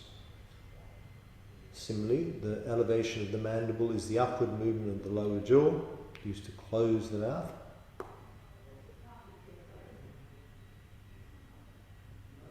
Elevating my jaw and depressing my jaw to open my mouth. Depressing the mandible, elevating the mandible. Usually you just say open or close your mouth. Yeah. But if you want to be It's like, technical. elevate the jaw and breath out. So maybe when you go home with your partner, say, I've got some strawberries here. Just depress your mandible so I can feed you a strawberry. See if they get it. Sorry, picture the retort. You know what we learned in yoga today? Okay, close your eyes. Depress your mandible. You know what? So funny. Excursion. Oh, okay. Time to go on an excursion, please. Excursion is the side-to-side movement of the mandible. Oh, right, this is lateral excursion moves the mandible away from the midline towards either the right or left side, and medial excursion returns the mandible to its resting position. I see a lot of that activity at festivals. People high on MDMA. Yeah. Going Excursion. Excursion happens. Pretty funny. That's not everyone. It's great language for parties, isn't this, really? Like, I have, yeah. Look at the excursion of his mandible. Yeah. Nice excursion. Superior rotation and inferior rotation. Superior and inferior rotation are movements of the scapula and are defined by the direction of movement of the glenoid cavity. These motions involve rotation of the scapula around a point inferior to the scapular spine and are produced by combinations of muscles acting on the scapula. During superior rotation, the glenoid cavity moves upwards as the medial end of the scapular spine moves downwards. This is a very important motion that contributes to upper limb abduction. Without superior rotation of the scapula, the greater tubercle of the humerus would hit the acromion of the scapula, thus preventing any abduction of the arm above shoulder height. Superior rotation of the scapula is thus required for full abduction of the upper limb. So thank you, Sudha. I think you just gave us the demonstration of what that's all about. Superior rotation, inferior rotation, I'm guessing, of the scapula.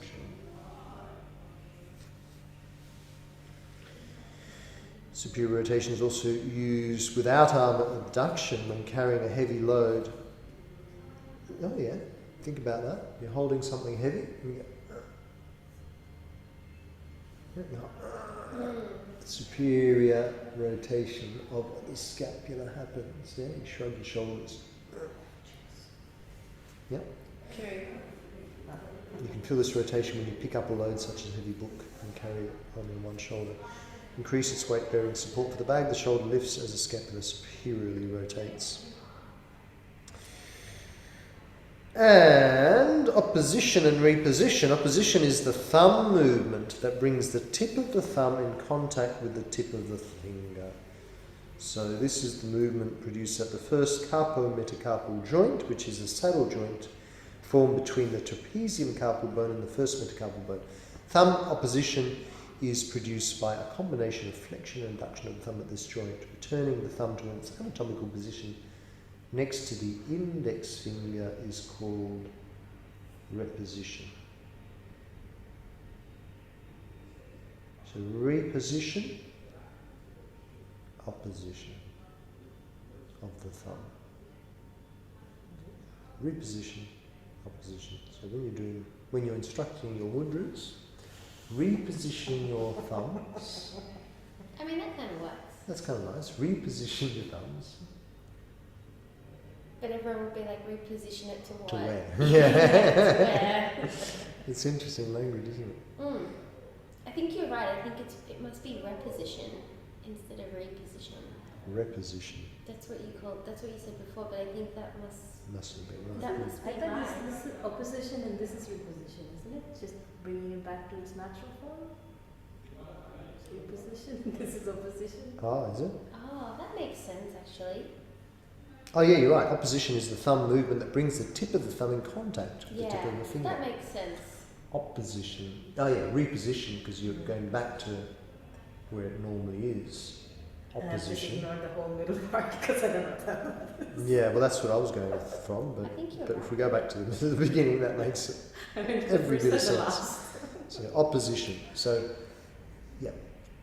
Okay, we're going to come into our Jnana Mudra now. We oppose our thumbs. Is that right? Oppose our thumbs. Opposition your thumb. Reposition it. Reposition it. Be like, what? But it's interesting, isn't it? There's all this incredible language. The axial skeleton trunk is made up of the 80 bones in our upper body. Bones of the axial skeleton include the skull, the facial and cranial bones, the hyoid, the vertebra in the spine, the ribs, the sternum. What's the heart? I don't know, no idea. It's the hyoid. Is he here? No, he's not even here. Hyoid. And then facial?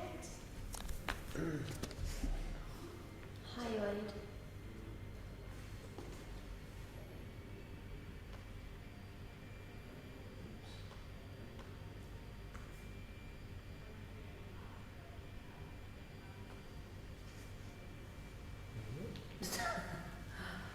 I'm sure the sun is always named after something or the other.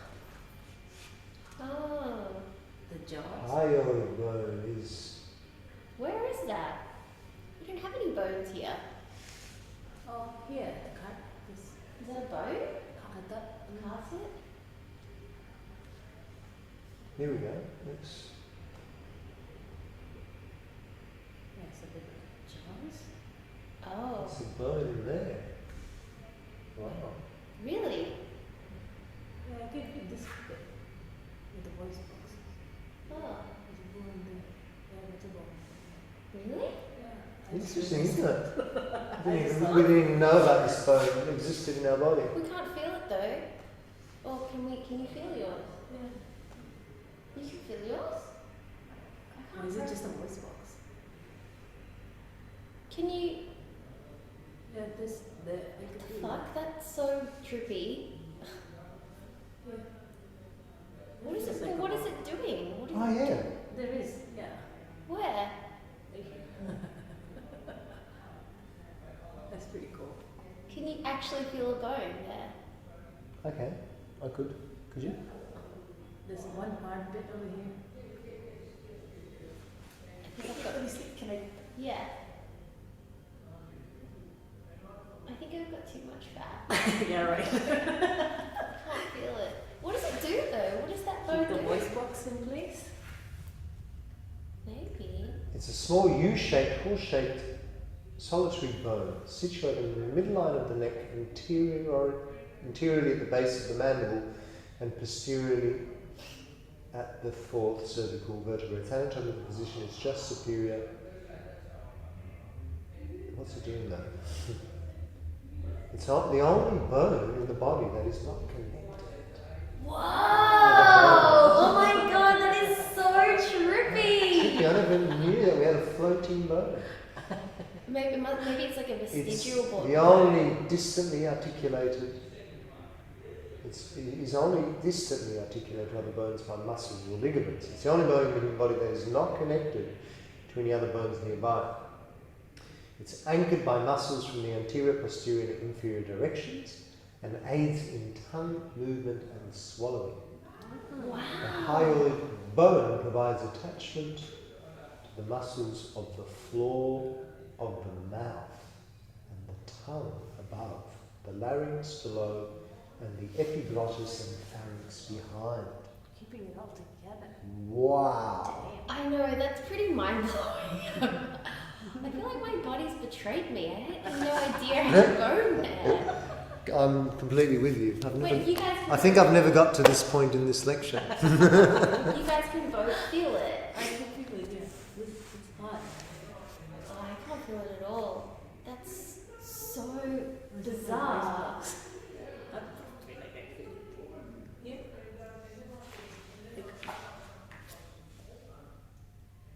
There. Yeah, right there. Is that a bone? Oh. Oh yeah. Oh my god, that feels weird. It feels weird, doesn't it? I'm weirded out by this. This is weird. Oh, I wonder if it's like a, yeah, weird.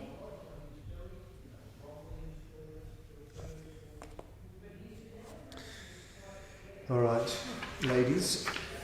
I On think that we're note. going to call it a day. Well done.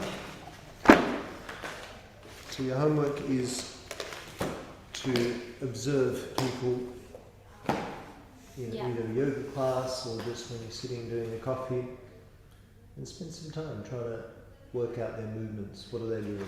What's happening on various planes? What's happening in their joints? How are they moving in flexion or extension? Have a bit of a revision of what we've done in real life, and yeah, just do that. It's pretty interesting, isn't it? Yeah. Oh God, I feel wiped that last part of the class. It's like being. I know, I Like thought it was ending, and then suddenly it was like, oh no, there's a whole other section, I forgot. Like I didn't totally see that. Yeah, I felt like I was in an episode of like I don't know Grey's Anatomy or